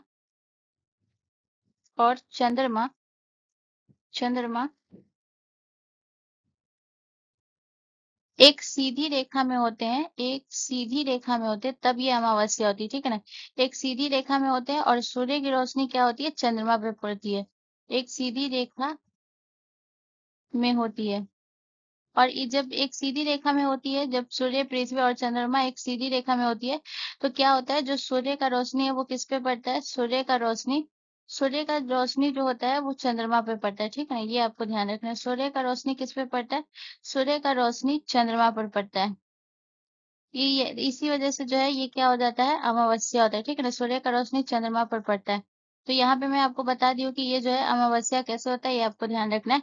इसके अलावा आपने अपने एग्जाम में दो वर्ड सुना होगा, एक सुना होगा आपने ब्लू मून, ठीक है ना, कि जो है ब्लू मून जो होता है ये आपका कब होता है, ये आपको बताना है, ठीक है ना। ब्लू ब्लू मून, ठीक है। ब्लू मून जो है ये किसे कहते हैं, तो ये आपको लिखना है कि ब्लू मून उसे कहते हैं जब एक महीना में दो बार पूर्णिमा होती है, ठीक है ना। ब्लू मून किसे कहते हैं, तो याद रखिएगा, जब एक महीने में, ब्लू मून उसे कहते हैं जब एक महीने में दो बार पूर्णिमा होती है, जब एक महीने में कितनी बार, दो बार पूर्णिमा होती है। और ये आपकी एग्जाम में भी पूछा गया था कि ब्लू मून जो है वो किसे कहते हैं, ठीक है ना। तो ऐसे भी आपका प्रश्न पूछा गया था, ठीक है ना। ये प्रश्न इतना इंपॉर्टेंट है, आपसे पूछा गया जब एक महीने में दो बार पूर्णिमा होती है तो उसे हम क्या कहते हैं, तो याद रखिएगा उसे हम ब्लू मून कहते हैं। दो बार पूर्णिमा होती है उसे हम ब्लू मून कहते हैं। और दूसरा आपको क्या याद रखना है, दूसरा आपको याद रखना है जो कि है ब्लू मून, और दूसरा आपको याद रखना है सुपर मून, ठीक है ना। दूसरा आपको क्या याद रखना है, दूसरा आपको याद रखना है सुपर मून। सुपर मून किसे कहते हैं ये आपको याद रखना है, तो सुपर मून उसे कहते हैं जब चंद्रमा पृथ्वी के सबसे करीब होगा, जब चंद्रमा पृथ्वी के सबसे करीब होगा, ठीक है ना। जब चंद्रमा पृथ्वी के सबसे करीब होगा और पूर्णिमा होगी, ठीक है ना। सबसे करीब होगा और जो है और क्या होगी, और पूर्णिमा होगी तो उसे हम क्या कहेंगे, उसे हम सुपर मून कहेंगे। और पूर्णिमा होगी तो उसे हम सुपर मून कहेंगे। तो ये मैं आपको लिखा दी हूँ, इसे आपको याद रखना है। ट्रस्ट मी गाइज, मैं जितना भी आपको लिखा रही हूँ ऐसे ही नहीं लिखा रही हूँ, वो सारे आपके एग्जाम के लिए बहुत इंपॉर्टेंट है। मैं कुछ कुछ पॉइंट ऐसा लिखाती हूँ जो आपको क्लियर है, ठीक है ना। जब चंद्रमा पृथ्वी के सबसे करीब हो और पूर्णिमा होती है तो उसे हम सुपर मून कहते हैं, ठीक है। इतना आपको याद रखना है। चलिए अब हम नेक्स्ट क्वेश्चन की तरफ चलते हैं। अगला क्वेश्चन हमारा क्वेश्चन नंबर 27 है गाइस। क्वेश्चन नंबर 27 कह रहा है कि शनि ग्रह की खोज किस वर्ष हुई थी। तो आपको बताना है शनि ग्रह की खोज किस वर्ष हुई थी। तो आपके ऑप्शन है 1610 में, 1781 में, 1846 में या 1930 में। तो गाइस इसका जो करेक्ट आंसर होगा वो हो जाएगा ऑप्शन ए, हमारा करेक्ट आंसर हो जाएगा। शनि ग्रह की खोज 1610 में हुई थी। और वहीं अगर हम बात करें कि शनि ग्रह की जो खोज है 1610 में किसने की थी, तो ये आपको ध्यान रखना है गैलीलियो ने की थी, ठीक है। गैलीलियो ने गैलीलियो गैलीलियो ने की थी शनि ग्रह की खोज, ये आपको याद रखना है। उसके अलावा अगर हम बात करते हैं 1781 में किसका खोज हुआ था, तो याद रखिएगा यूरेनस का खोज जो है ये कब हुआ था गाइस, तो याद रखिएगा यूरेनस का खोज जो है ये 1781 में हुआ था। और यूरेनस का खोज जो है ये किसने किया था, तो ये भी लिख लीजिएगा। यूरेनस का खोज जो है ये विलियम हार्सल ने की थी, ठीक है ना। इसकी खोज किसने की थी गाइस, तो याद रखिएगा इसकी खोज की थी विलियम विलियम हार्सल ने, ठीक है। विलियम हार्सल ने। यहाँ पे जो मैं लिखा रही हूँ वो ग्रह के बारे में लिखा रही हूँ, बाकी जो आपका बुध, शुक्र होता है और पृथ्वी है ये सब आपका प्राचीन काल से ही ज्ञात है, ठीक है ना। ये सब बाद में ज्ञात हुआ है तो इसको जानना जरूरी है, ठीक है। इसके अलावा अगर हम बात करते हैं 1886 की, अगर हम बात करें 1886 में जो खोज हुआ था वो कौन से ग्रह का खोज हुआ था, नेपच्यून का, ठीक है। 1886 में कौन से ग्रह का खोज हुआ था, नेपच्यून का। और नेपच्यून का खोज जो है ये किसने किया था, तो ये भी आपको याद रखना है। नेपच्यून का खोज जो है ये जोहन गैले ने, ठीक है ना। यहाँ पे मैं खोजकर्ता का नाम लिखा रही हूँ, ठीक है ना। जोहन जोहन गैले ने इसकी खोज की थी, जोहन गैले ने, ठीक है। और अब आ जाता है लास्ट आपका 1930। 1930 में किसका खोज हुआ था गाइस, तो याद रखिएगा 1930 में जो कि एक प्लूटो का खोज हुआ था, जो कि एक ग्रह नहीं एक बौने ग्रह की श्रेणी में रखा गया है 2006 के बाद, ठीक है ना। तो प्लूटो की खोज हुई थी। और प्लूटो के खोजकर्ता कौन है, तो याद रखिएगा प्लूटो के खोजकर्ता है क्लाइड टॉमवा, ठीक है ना। क्लाइड टॉमवा, ठीक है, क्लाइड टॉमवा। तो ये आपको याद रखना है। चलिए अब हम नेक्स्ट क्वेश्चन की तरफ चलते हैं। अगला क्वेश्चन हमारा क्वेश्चन नंबर 28 है गाइस। क्वेश्चन नंबर 28 कह रहा है कि जब दिन और रात की अवधि बराबर होती है तो सूर्य की किरणें सीधी पड़ती है। तो जब और दिन और रात की अवधि बराबर होगी तो सूर्य की किरणें किस पे सीधी पड़ेगी? मकर रेखा पे, या कर्क रेखा पे, या भूमध्य रेखा पे, या ध्रुवीय क्षेत्र पे।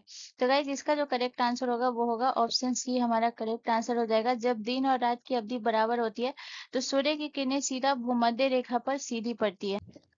उसके बाद अगर हम बात करें कि सूर्य की किरणें जो है वो सीधी पड़ती भूमध्य रेखा पे, तो कौन कौन सा दिन होता है जिसमें आपका दिन और रात बराबर होता है? तो एक आपको याद रखना है, एक आपका हो जाएगा 21 मार्च, इस दिन भी दिन और रात बराबर होते हैं। और दूसरा आपका हो जाएगा 23 सितंबर, ठीक है ना।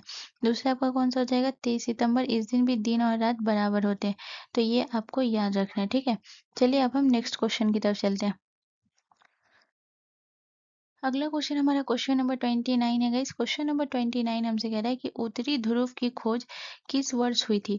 तो उत्तरी ध्रुव की खोज यहाँ पे बोल रहा है, तो उत्तरी ध्रुव की खोज 1909 में, 1911 में, 1918 में, या 1925 में। तो गाइस इसका जो करेक्ट आंसर होगा वो होगा ऑप्शन ए करेक्ट आंसर हो जाएगा।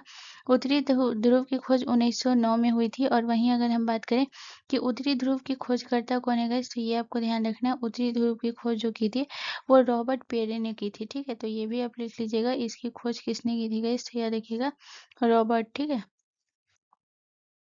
रॉबर्ट पेरी ने, रॉबर्ट पीरी ने इसकी खोज की थी। और दूसरा आपको याद रखना है, दूसरा आपको कौन सा याद रखना है? दूसरा आपको याद रखना है दक्षिणी ध्रुव, ठीक है ना। दक्षिणी ध्रुव की खोज जो है ये किसने और कब की थी, ये आपको ध्यान रखना है। तो पहले यहाँ पे आपको लिख लेना है दक्षिणी ध्रुव। तो दक्षिणी ध्रुव की खोज के बारे में बात करते हैं, ठीक है ना। तो दक्षिणी ध्रुव की जो खोज हुई थी वो 1911 में हुई थी, ठीक है ना। दक्षिणी ध्रुव की खोज कब हुई थी? 1911 में। और इसके खोजकर्ता कौन थे? इसके खोजकर्ता थे रोआल्ड एमुंडसेन, ठीक है ना। इसके खोजकर्ता कौन थे? तो ये भी आप लिख लीजिएगा, इसके खोजकर्ता थे रोआल्ड रोआल्ड एमुंडसन, एमुंडसन, ठीक है ना। ये दक्षिणी ध्रुव के खोजकर्ता थे, ठीक है, एमुंडसेन। चलिए नेक्स्ट क्वेश्चन की तरफ।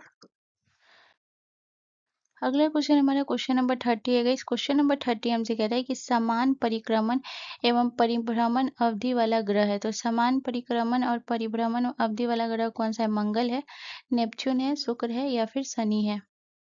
तो गाइस इसका जो करेक्ट आंसर होगा वो होगा ऑप्शन सी हमारा करेक्ट आंसर हो जाएगा। समान परिक्रमण और परिभ्रमण अवधि वाला ये होता है शुक्र। अब सबसे पहले अगर हम बात करते हैं तो यहाँ पे हम परिक्रमण और परिभ्रमण इस दोनों में अंतर जानेंगे। तो सबसे पहले हम परिक्रमण के बारे में बात करेंगे। परिक्रमण उसे कहते हैं जो अपनी ही धुरी पर घूमता है, ठीक है ना। यहाँ पे आपको ध्यान रखना है, परिक्रमण किसे कहते हैं? अपनी ही धुरी पर घूमना, अपनी ही धुरी पर घूमना, ठीक है ना, अपनी ही धुरी पर घूमना, इसे परिक्रमण कहते हैं, ठीक है। और परिक्रमण जो ग्रह करता है तो इसमें जो है किस चीज़ का, अगर मैं पृथ्वी की बात करूँ तो इस परिक्रमण करने से क्या होता है, तो ये आपको ध्यान रखना है, दिन और रात का निर्माण होता है, ठीक है ना। दिन रात का निर्माण होता है। और जैसे कि अगर हम बात करें दिन रात का निर्माण, जैसे 24 घंटा, पृथ्वी जो है वो कितने घंटे में घूमती है? 24 घंटे। तो पृथ्वी पर 24 घंटे कैसे होता है? दिन और रात का निर्माण होता है। अब हम बात करेंगे जो कि है परिभ्रमण के बारे में। तो परिभ्रमण के बारे में मैं नीचे लिखा देती हूँ। परिभ्रमण उसे कहते हैं जो दूसरे पिंड में घूमते हैं, ठीक है ना। दूसरे दूसरे पिंड के चारों ओर घूमते हैं, दूसरे पिंड के चारों ओर घूमते हैं। इसे हम क्या कहते हैं? इसे हम कहते हैं परिभ्रमण। दूसरे पिंड के चारों ओर घूमते हैं।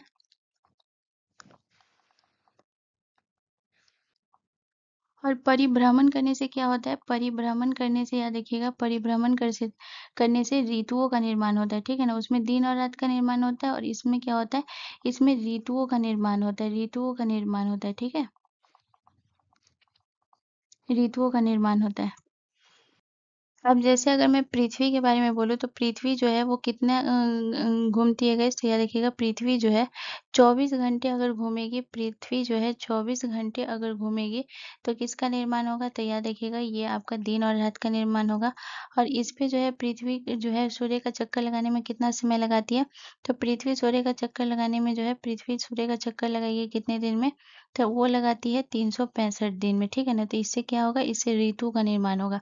तो होपफुली आप लोगों को मैं परिक्रमण और परिभ्रमण में डिफरेंस समझा पाई हूँ। अब यहाँ पे जो प्रश्न पूछा गया है वो आपसे पूछा गया है कि समान परिक्रमण एवं समान परिभ्रमण अवधि वाला ग्रह कौन सा है। तो जैसे शुक्र का मैंने आपको आंसर बताया, तो शुक्र का अगर मैं बात करूँ तो याद रखिएगा शुक्र को जो है, याद रखिएगा शुक्र अपनी ही धुरी पर जो घूमता है, तो अपनी ही धुरी पर घूमता है उसे हम क्या कहते हैं, परिक्रमण, ठीक है ना। तो शुक्र का परिक्रमण अवधि कितना होता है, तो ये आपको याद रखना है, यानी कि जो है पृथ्वी अपनी ही अवधि पे घूमती है, अपनी ही धुरी पे घूमती है, तो वो उसे कितना समय लगता है, 24 घंटे में। लेकिन पृथ्वी जब है ना सूर्य के चारों तरफ सूर्य के तरफ घूमती है, तो इसे कितना समय लगता है, 365 दिन। वैसे ही यहाँ पे मैं बात करूँ तो अगर जो है शुक्र अपनी ही जगह पे घूमेगा तो उसे कितना समय लगेगा, परिक्रमण करेगा, तो उसे जो समय लगता है वो लगता है 243 दिन, ठीक है ना। कितना लगता है, 243 दिन परिक्रमण करेगा। लेकिन जब शुक्र जो है ये सूर्य के चारों तरफ घूमेगा, तो इसे जो है परिभ्रमण की अगर मैं बात करूँ, शुक्र जो है ये आपको ध्यान रखना है कि अगर जो है ये सूर्य का चक्कर लगाता है वो कितने दिन में लगाता है, तो परिभ्रमण हो जाएगा, ठीक है ना, दूसरे पिंड पर चक्कर लगाना। तो ये जो लगाता है ये लगाता है 225 दिन में, ठीक है ना, 225 दिन में। तो यहाँ पे आप कहेंगे कि समान तो हुआ नहीं, 243 है, 225 है, बट यहाँ पे सिर्फ आप 43 और 25 दिन का, लेकिन 200 200 सेम है ना, 243 225 ये दोनों सेम है ना, इसी वजह से ये प्रश्न बनता है और बहुत लोग इसमें कंफ्यूज हो जाते हैं, ठीक है ना। तो ये आपका शुक्र आंसर हो जाएगा, ठीक है। तो इसे इतना समय लगता है, इसीलिए इसका करेक्ट आंसर शुक्र होगा। चलिए अब हम नेक्स्ट क्वेश्चन की तरफ चलते हैं। अगला क्वेश्चन हमारा क्वेश्चन नंबर 31 है गाइस। क्वेश्चन नंबर 31 कह रहा है कि किस ग्रह के पास सबसे अधिक चंद्रमा है। तो किस ग्रह के पास सबसे अधिक चंद्रमा है, बुध के पास, शुक्र के पास, शनि के पास या बृहस्पति के पास। अगर बुध और शुक्र की बात करें तो इसके पास तो कोई कोई उपग्रह नहीं है, ठीक है ना। बुध और अगर शुक्र की बात करें तो यहाँ पे जो है ये आपका हो जाएगा कि इसकी कोई चंद्रमा नहीं है, यानी कि कोई उपग्रह नहीं है, ठीक है। और यहाँ पे जो है सबसे ज़्यादा अगर हम चंद्रमा की बात करें तो इसका करेक्ट आंसर हो जाएगा शनि। शनि के पास सबसे अधिक चंद्रमा है, या इसके पास 274 से भी ज़्यादा चंद्रमा है। वहीं अगर हम बात करें दूसरे नंबर पे आपका कौन सा आता है, दूसरे नंबर पे आपका बृहस्पति आता है, यानी सबसे ज़्यादा जो है ये शनि के पास है। और दूसरा जो है दूसरे नंबर पे आपका कौन सा आता है, दूसरे स्थान पे आपका आता है बृहस्पति, ठीक है ना। दूसरे स्थान पे आपका कौन आता है, दूसरे स्थान पे आता है आपका बृहस्पति। अब यहाँ पे जैसे अगर मैं बात करूँ पृथ्वी, पृथ्वी के पास जो है ये कितने चंद्रमा है, ये आपको ध्यान रखना है। जैसे अगर मैं बात करती हूँ पृथ्वी के पास कितने चंद्रमा है, पृथ्वी के पास एक चंद्रमा है, ठीक है।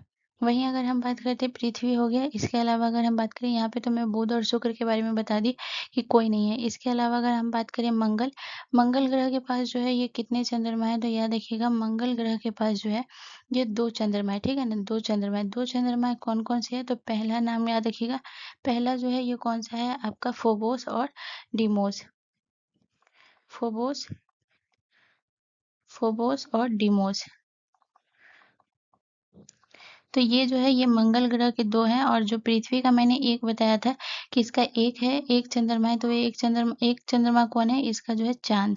चंद्रमा ही इसका 1 है, ठीक है ना, उपग्रह है। उसके अलावा अगर हम बात करें तो जैसे मैंने प्लूटो के बारे में बताया 5 है। इसके अलावा बृहस्पति के बारे में बताया, बृहस्पति के पास जो है ये 95 से भी अधिक चंद्रमा है, ठीक है ना। बृहस्पति के पास अगर हम बात करें तो इसमें जो चंद्रमा है वो 95 से भी अधिक चंद्रमा है, ठीक है। चलिए नेक्स्ट क्वेश्चन की तरफ। अगला क्वेश्चन हमारा क्वेश्चन नंबर 32 है। क्वेश्चन नंबर 32 कह रहा है कि निम्नलिखित में से सबसे लंबे वर्ष वाला ग्रह कौन सा है। मोस्ट मोस्ट इंपॉर्टेंट पॉइंट है, आपको बताना है कि सबसे लंबे वर्ष वाला ग्रह कौन सा है, बुध, मंगल, वरुण या अरुण।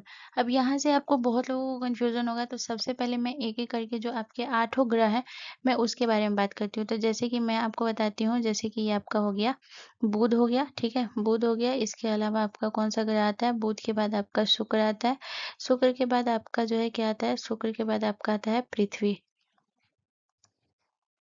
पृथ्वी के बाद आपका कौन सा आता है? पृथ्वी के बाद आपका आता है मंगल। मंगल के बाद आपका आता है बृहस्पति। बृहस्पति के बाद आपका आता है शनि। शनि के बाद आपका आता है अरुण। अरुण को हम क्या कहते हैं? अरुण को हम यूरेनस कहते हैं, ठीक है ना। अरुण को हम क्या कहते हैं? यूनेरस। यूनेरस। और जो है दूसरा आपका कौन सा हो गया? अरुण। और दूसरा आपका हो गया वरुण, जिसे हम क्या कहते हैं? जिसे हम नेपच्यून कहते हैं। अब यहाँ पे मैं आपको ये बताऊंगी कि कितना जो है इसको टाइम लगता है सूर्य का परिक्रमा करने में, ठीक है ना, क्योंकि क्वेश्चन यही पूछ रहा है। तो जैसे अगर हम बात करें कि बुध जो है, बुध कितने दिन में जो है सूर्य की एक परिक्रमा पूरी करने में इसे समय लगता है, परिक्रमण, ठीक है ना। यानी कि जो ये बुध है ये सूर्य का चक्कर लगाएगा। फॉर एग्जाम्पल ये बुध है, तो ये पूरा चक्कर लगाएगा, ये चक्कर लगाते लगाते लगाते लगाते तब यहाँ पर आएगा, ठीक है ना। तो इसे पूरा चक्कर लगाने में कितना समय लगता है, यहाँ पे अगर हम बात करें तो याद रखिएगा इसे लगता है 88 दिन, ठीक है ना। इसे कितना दिन लगता है गैस? तो याद रखिएगा 88 दिन लगता है इसे चक्कर लगाने में सूर्य की। शुक्र की अगर हम बात करें, शुक्र को कितना समय लगता है? तो जो कि मैं बताई हूँ, शुक्र को लगा है 225 दिन, ठीक है ना। 225 दिन लगता है सूर्य की परिक्रमा करने में। पृथ्वी की अगर हम बात करें, पृथ्वी को लगता है 365 दिन। 365.25 लिख लीजिएगा, ठीक है ना। 365.25 दिन। और याद रखिएगा मंगल को कितना लगता है? मंगल को लगता है 687 दिन। उसके बाद जो है मंगल जो है ये कितने दिन में परिक्रमा पूरा करेगा? 687 दिन में। इसके अलावा अगर हम बात करें बृहस्पति की, तो बृहस्पति को लगता है 11.86 दिन, ठीक है ना। सॉरी, दिन नहीं होगा, यहाँ पे हो जाएगा वर्ष हो जाएगा, ठीक है। शनि की अगर मैं बात करूँ, शनि को कितना समय लगता है? यहाँ पे लगता है शनि को लगता है, वो लगता है आपका 29.5 वर्ष। उसके बाद अगर हम यूरेनस की बात करें, यूरेनस को कितना समय लगता है? यूरेनस को लगता है 84 वर्ष। और वहीं अगर हम बात करें आपका जो है नेपच्यून, यानी कि आपका जो है नेपच्यून को कितना लगता है? नेपच्यून को लगता है 164 वर्ष। तो यहाँ पे आपसे क्या बोला है कि सबसे लंबा वर्ष वाला ग्रह कौन सा है? यानी कि नेपच्यून को सूर्य की परिक्रमा करने में, यानी कि अगर सूर्य की परिक्रमा करने में नेपच्यून को कितना समय लग जाता है? 164 वर्ष लग जाता है। तो इसका करेक्ट आंसर कौन सा हो जाएगा? आपका वरुण हो जाएगा, ठीक है ना, यानी कि नेपच्यून। तो ऑप्शन सी हमारा करेक्ट हो जाएगा। ये आप याद रखेंगे, भले आप बृहस्पति, शनि, अरुण या वरुण का नहीं याद रखेंगे, लेकिन आपको इतना याद रखना है कि जो सबसे कम समय में, यानी कि जो है आपको याद रखना है सबसे कम समय लिखिए, ठीक है ना। कम समय में सूर्य की परिक्रमा कौन करता है? तो वो बुध करता है, ठीक है ना। सबसे कम समय में सूर्य की परिक्रमा कौन करता है? वो करता है, कम समय में करता है वो बुध करता है। और सबसे लंबे समय में कौन करता है? तो लंबे वर्ष से यहाँ पे लिखा भी हुआ है, लंबे वर्ष वाला ग्रह। सबसे लंबा टाइम किसको लगता है? सबसे लंबा समय लगता है, वो लगता है वरुण को सूर्य की परिक्रमा करने में, ठीक है। तो ये आपको इतना याद रखना है, बुध को 88 दिन, शुक्र को 225 दिन, पृथ्वी, मंगल, ये सब पूछता है। बस आपको कम समय और ज्यादा समय वाला ज्यादा याद रखना है, ठीक है। चलिए नेक्स्ट क्वेश्चन की तरफ। अगला क्वेश्चन हमारा क्वेश्चन नंबर 33 है गाइस। क्वेश्चन नंबर 33 कह रहा है कि वे ग्रह जिस पर सूर्योदय पश्चिम दिशा में होता है। तो आपको बताना वो ग्रह कौन सा है जिस पर सूर्योदय जो है ये पश्चिम दिशा में होता है। तो आपके ऑप्शन है बृहस्पति और शनि, मंगल और बृहस्पति, शुक्र और यूरेनस, या बुध और शुक्र। तो गाइस इसका जो करेक्ट आंसर होगा वो होगा ऑप्शन सी, हमारा करेक्ट आंसर हो जाएगा। शुक्र और यूरेनस जो है ये सूर्योदय के पश्चिम दिशा में होता है, ये आपको ध्यान रखना है। और यूरेनस के बारे में अगर मैं कुछ बात करूँ, तो यहाँ पे जो है मैं किसके बारे में बात करूँ, यहाँ पे मैं यूरेनस के बारे में कुछ इंपॉर्टेंट पॉइंट को बात करूंगी जो कि परीक्षा की दृष्टि से इंपॉर्टेंट है, ठीक है। तो यूरेनस के बारे में अगर मैं कहूँ, तो यहाँ पे आपको ध्यान रखना है कि ये जैसे पृथ्वी हमारा जो है 23.5 डिग्री एंगल पे झुका हुआ है, तो ये हमारा कितने एंगल पे झुका हुआ है? ये हमारा 98 डिग्री पर झुका हुआ है, ठीक है। 98 डिग्री पे ये झुका हुआ है, झुका झुका हुआ है, ठीक है। उसके बाद जो है यहाँ पे आपको दूसरा पॉइंट आपको क्या याद रखना है? 98 डिग्री झुका हुआ है, तो यहाँ पे आपका दूसरा प्रश्न आपको ये याद रखना है कि ये लेट कर घूमता है। जब ये जो चक्कर लगाता है सूर्य का, तो ये लेट कर, ठीक है ना, लेट कर ये घूमता है। इसे लेटा हुआ ग्रह भी कहते हैं, ठीक है, लेट कर घूमता है। और यही कारण है कि इसका सूर्योदय जो है ये पश्चिम दिशा में होता है, जैसे पृथ्वी लोक का पूर्व में होता है, सूर्योदय होता है, लेकिन शुक्र और जो यूरेनस है इसका पश्चिम में होता है, ठीक है ना? ये आपको याद रखना है, ठीक है? चलिए नेक्स्ट क्वेश्चन की तरफ।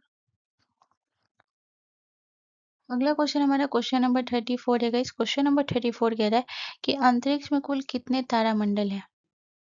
तो गाइस इसका जो करेक्ट आंसर होगा वो होगा ऑप्शन सी, हमारा करेक्ट आंसर हो जाएगा। अंतरिक्ष में कुल 89 तारामंडल है। अब यहाँ पे अगर हम बात करें तो इसे जो है तारामंडल को आधिकारिक तौर पे मान्यता दी गई, और किसके द्वारा दी गई, तो यहाँ पे लिख लीजिएगा, अंतर्राष्ट्रीय खगोल संघ के द्वारा मान्यता दी गई, ठीक है?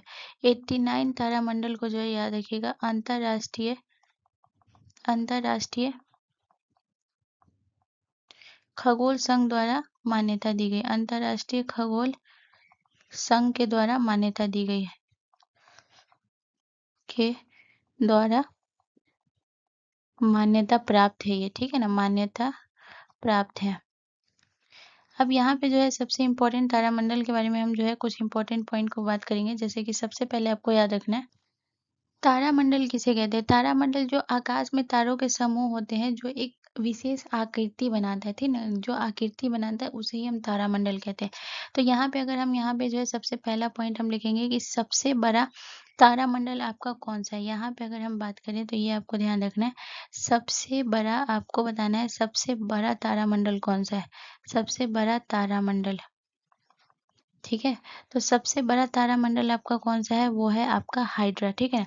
सबसे बड़ा तारामंडल आपका कौन-सा है? इसे याद रखिएगा, सबसे बड़ा तारामंडल है, वो है आपका हाइड्रा। हाइड्रा में अगर मैं बात करूँ तो इसमें कितने तारे शामिल हैं? तो याद रखिएगा इसमें टोटल जो है, ये आपको ध्यान रखना है, इसमें टोटल 64, ठीक है ना? 64, इसमें टोटल 64 तारे शामिल हैं, 64 तारे शामिल हैं, ठीक है? उसके बाद जो है दूसरा पॉइंट आपको क्या याद रखना है, दूसरा पॉइंट आपको याद रखना है, वो आपको याद रखना है कि सबसे विशाल तारामंडल कौन-सा है, ठीक है ना? दूसरा पॉइंट आपको याद रखना है सबसे विशाल तारामंडल, सबसे विशाल तारामंडल। तो सबसे विशाल तारामंडल आपका कौन-सा है गाइस? तो याद रखिएगा सबसे विशाल तारामंडल जो है ये आपका है सेंटोरस, ठीक है ना? सबसे विशाल तारामंडल कौन-सा है गाइस? तो ये आपको ध्यान रखना है, आपका सबसे विशाल है सेंटोरस। और इसमें अगर हम बात करें कितने तारे शामिल हैं, तो याद रखिएगा इसमें जो है 94 तारे शामिल है, ठीक है ना? इसमें कितने तारे शामिल हैं गाइस? तो याद रखिएगा 94 तारे शामिल हैं, ठीक है? उसके बाद अगर हम नेक्स्ट बात करते हैं कि तारामंडलों को क्या कहा जाता है, ठीक है ना? तो यहाँ पे आपको लिखना है कि तारामंडलों को नक्षत्र भी कहते हैं, ठीक है? ये आपको ध्यान रखना है, तो ये भी आप लिख लीजिएगा कि तारामंडलों को क्या कहते हैं? तारामंडलों को, ये आपको ध्यान रखना है, तारामंडलों को नक्षत्र भी कहते हैं, नक्षत्र भी कहते हैं। तो ये सारे पॉइंट जितने हैं वो सारे बहुत इंपॉर्टेंट है, ये आपको नोट करना है, ठीक है? चलिए अब हम नेक्स्ट क्वेश्चन की तरफ चलते हैं। अगला क्वेश्चन हमारा क्वेश्चन नंबर 35 है गाइस। क्वेश्चन नंबर 35 हमसे कह रहा है कि पृथ्वी के सर्वाधिक निकट तारा कौन सा है? तो पृथ्वी के सर्वाधिक निकट तारा कौन सा है? तो आपके ऑप्शन है, option A Proxima Centauri, option B Surya, option C Sirius, या ऑप्शन डी कैनोपस।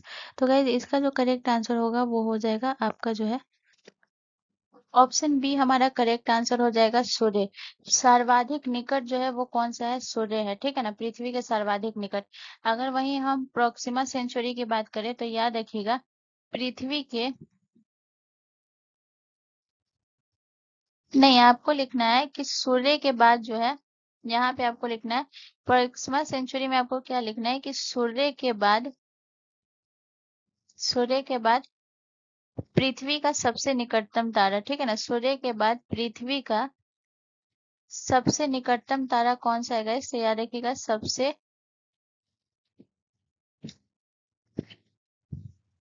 निकटतम तारा, ठीक है ना? निकटतम निकटतम तारा, ये आपका है प्रोक्सिमा सेंचुरी। अगर आपसे पूछा जाए कि पृथ्वी का दूसरा सर्वाधिक निकट तारा कौन सा है, तो वो हो जाएगा प्रोक्सिमा सेंचुरी। और सर्वाधिक निकट तारा कौन सा हो जाएगा, वो हो जाएगा आपका सूर्य। ठीक है ना। अब जो है आपके सीरियस के बारे में हम कुछ इंपॉर्टेंट पॉइंट को देखेंगे। सीरियस के बारे में आपको क्या याद रखना है कि जो है आपको ध्यान रखना है कि पृथ्वी से देखा जाने वाला सबसे चमकीला तारा कौन सा है। ठीक है ना। तो ये भी आपको लिखना है कि पृथ्वी से देखा जाने वाला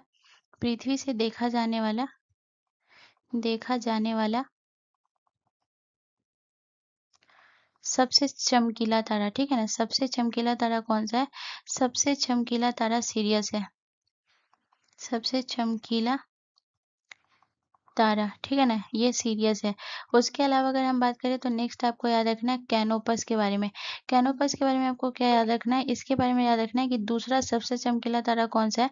तो ये आपको ध्यान रखना है कि दूसरा सबसे चमकीला तारा जो है, दूसरा सबसे दूसरा सबसे चमकीला तारा कौन सा है? तो याद रखिएगा, दूसरा सबसे चमकीला तारा जो है ये कैनोपस है। ठीक है ना, चमकीला तारा। चलिए नेक्स्ट क्वेश्चन की तरफ। अगला क्वेश्चन हमारा क्वेश्चन नंबर 36 है गाइस। क्वेश्चन नंबर 36 कह रहा है कि ब्रह्मांड में विस्फोटी तारा कहलाती है। तो ब्रह्मांड में विस्फोटी तारा क्या कहलाती है? उल्का, या अभिनव तारा, या धूमकेतु, या ये सभी। तो गाइस इसका जो करेक्ट आंसर होगा वो होगा ऑप्शन बी, हमारा करेक्ट आंसर हो जाएगा। ब्रह्मांड में विस्फोटी तारा अभिनव तारा कहलाती है। अभिनव तारा के बारे में आपको ये याद रखना है कि इसे इसे क्या याद रखना है, तो याद रखिएगा ये जो है छोटे विस्फोट होते हैं इसमें। ठीक है ना, इसमें आपको ध्यान रखना है ये जो है कैसे विस्फोट होते हैं गाइस, तो याद रखिएगा छोटे छोटे विस्फोट होते हैं। छोटे विस्फोट होते हैं। छोटे विस्फोट होते हैं। और वहाँ पे जो है आपको एक और याद रखना है, एक आपने सुपरनोवा के बारे में सुना होगा। ठीक है ना, एक आपने जो है किसके बारे में सुना होगा? सुपरनोवा। सुपरनोवा क्या होता है गाइस, तो इसको हम क्लियर करेंगे। सुपरनोवा के बारे में अगर हम बात करें तो यहाँ पे ध्यान रखना, ये इसमें जो है विशाल विस्फोट होते हैं। तो अभिनव तारा और सुपरनोवा में यही डिफरेंस होता है। ठीक है ना, इसमें जो है विशाल विस्फोट होते हैं। अब इसमें क्या होता है कि जब ये विस्फोट होता है तो इसमें कुछ नहीं बचता है। ठीक है ना, लेकिन अभिनव तारा में अगर विस्फोट होगा तो तारे बच जाते हैं। ठीक है ना, विशाल विस्फोट होता है। तो ये सुपरनोवा और अभिनव तारा में आपको ये डिफरेंस याद रखना है। ठीक है, चलिए नेक्स्ट क्वेश्चन की तरफ। अगला क्वेश्चन हमारा क्वेश्चन नंबर 37 है गाइस। क्वेश्चन नंबर 37 कह रहा है कि किस ग्रह में चंद्रमा की तरह कलाएं होती हैं। तो किस ग्रह में चंद्रमा की तरह कलाएं होती है? पृथ्वी में, शनि में, बुध में, या मंगल में। तो गाइस इसका जो करेक्ट आंसर होगा वो होगा ऑप्शन सी, हमारा करेक्ट आंसर हो जाएगा बुध में। बुध, और यहाँ पे जो है एक और लिख लीजिएगा, बुध और शुक्र दोनों में इसमें चंद्रमा की तरह फेज होते हैं। ठीक है ना, बुध और शुक्र दोनों में। ठीक है, चलिए अब हम नेक्स्ट क्वेश्चन की तरफ चलते हैं। अगला क्वेश्चन हमारा क्वेश्चन नंबर 38 है गाइस। क्वेश्चन नंबर 38 कह रहा है कि हमारी आकाश गंगा का नाम क्या है। तो हमारी आकाश गंगा का नाम क्या है? ये है मिल्की वे। ठीक है ना, ऑप्शन सी हमारा करेक्ट आंसर हो जाएगा। मिल्की वे, जिसे हम हिंदी में क्या कहते हैं? हिंदी में मिल्की वे को क्या कहते हैं? हिंदी में मिल्की वे को मंदाकिनी कहते हैं। ठीक है ना, मंदाकिनी मंदाकिनी कहते हैं। ठीक है, मिल्की वे को क्या कहते हैं गाइस, तो याद रखिएगा इसे हम मंदाकिनी कहते हैं। अब यहाँ से जो भी इम्पोर्टेंट पॉइंट बनेंगे उसको बात करेंगे। तो जैसे मंदाकिनी से बात करें तो इसमें याद रखिएगा कि जो है मंदाकिनी का सबसे चमकीला तारा कौन सा होता है। तो याद रखिएगा सबसे सबसे चमकीला तारा सूर्य होता है। ठीक है ना, मिल्की वे का सबसे चमकीला तारा कौन सा होता है, ये प्रश्न पूछा गया था। ठीक है ना, सबसे चमकीला तारा कौन सा होता है गैस, याद रखिएगा मिल्की वे का सबसे चमकीला तारा सूर्य होता है। ठीक है ना, कौन सा होता है? सूर्य होता है। ठीक है, उसके बाद अगर हम बात मंदाकिनी में जो है ये आपको ध्यान रखना है हाइड्रोजन पदार्थ। ठीक है ना, हाइड्रोजन पदार्थ सबसे अधिक होगा। मंदाकिनी में आपको ध्यान रखना है कौन सा पदार्थ सबसे अधिक होगा, तो मंदाकिनी में हाइड्रोजन पदार्थ सबसे अधिक होगा। सबसे अधिक होगा। इसके अलावा अगर हम बात करें मंदाकिनी के आकार के बारे में बात करेंगे कि इसका आकार कैसा होता है। ठीक है ना, तो मंदाकिनी का जो आकार होता है गाइस, ये आपको ध्यान रखना है वो होता है आपका जो होता है सर्पिल होता है। ठीक है ना, कैसा होता है, जिसे हम क्या कहते हैं गाइस, जिसे हम स्पाइरल भी कहते हैं। ठीक है ना, जिसे हम क्या कहते हैं, जिसे हम स्पाइरल भी कहते हैं। तो इसका आकार आप याद रखेंगे। ठीक है, उसके अलावा अगर हम बात करें जो आपकी एंड्रोमेडा गैलेक्सी है, ये जो एंड्रोमेडा गैलेक्सी है, ये आपको ध्यान रखना है, ये आपका जो है मिल्की वे यानी कि मंदाकिनी का, ठीक है ना, मंदाकिनी का सबसे नज़दीक, मंदाकिनी का सबसे नज़दीक आकाशगंगा कौन-सा है? तो ये आपको ध्यान रखना है, मंदाकिनी का सबसे नज़दीकी आकाशगंगा, सबसे नज़दीकी आकाशगंगा कौन-सा है गाइज़? तो ये है आपका आकाशगंगा। ये आपका कौन-सा हो जाएगा? ये हो जाएगा आपका ये है एंड्रोमेडा गैलेक्सी, ठीक है ना? सबसे मंदाकिनी का सबसे नज़दीकी आकाशगंगा है, ठीक है? ये पॉइंट आपको याद रखना है। चलिए अब हम नेक्स्ट क्वेश्चन की तरफ चलते हैं।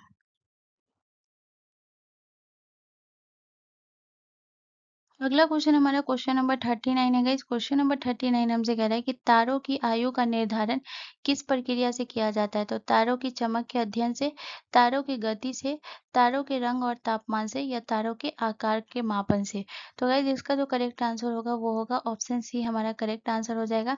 तारों की आयु का निर्धारण किस प्रक्रिया से किया जाता है? तारों के रंग और तापमान से, ठीक है। चलिए नेक्स्ट क्वेश्चन की तरफ। अगला क्वेश्चन हमारा क्वेश्चन नंबर 40 है गाइस। क्वेश्चन नंबर 40 हमसे कह रहा है कि तारों की आयु का निर्धारण करने के लिए कौन सा तत्व महत्वपूर्ण भूमिका निभाता है? तो कौन सा तत्व? हाइड्रोजन, कार्बन, ऑक्सीजन या फिर हीलियम। तो गाइस इसका जो करेक्ट आंसर होगा वो होगा ऑप्शन ए हमारा करेक्ट आंसर हो जाएगा। हाइड्रोजन मुख्य भूमिका निभाता है। उसके बाद यहाँ पे एक प्रश्न और याद रखिएगा जो कि आपको याद रखना है कि जो तारों की जो आयु होती है इसका सबसे अधिक प्रभाव किस पे पड़ता है? तो याद रखिएगा तारों के आयु का अधिक प्रभाव, तारों के आयु का अधिक प्रभाव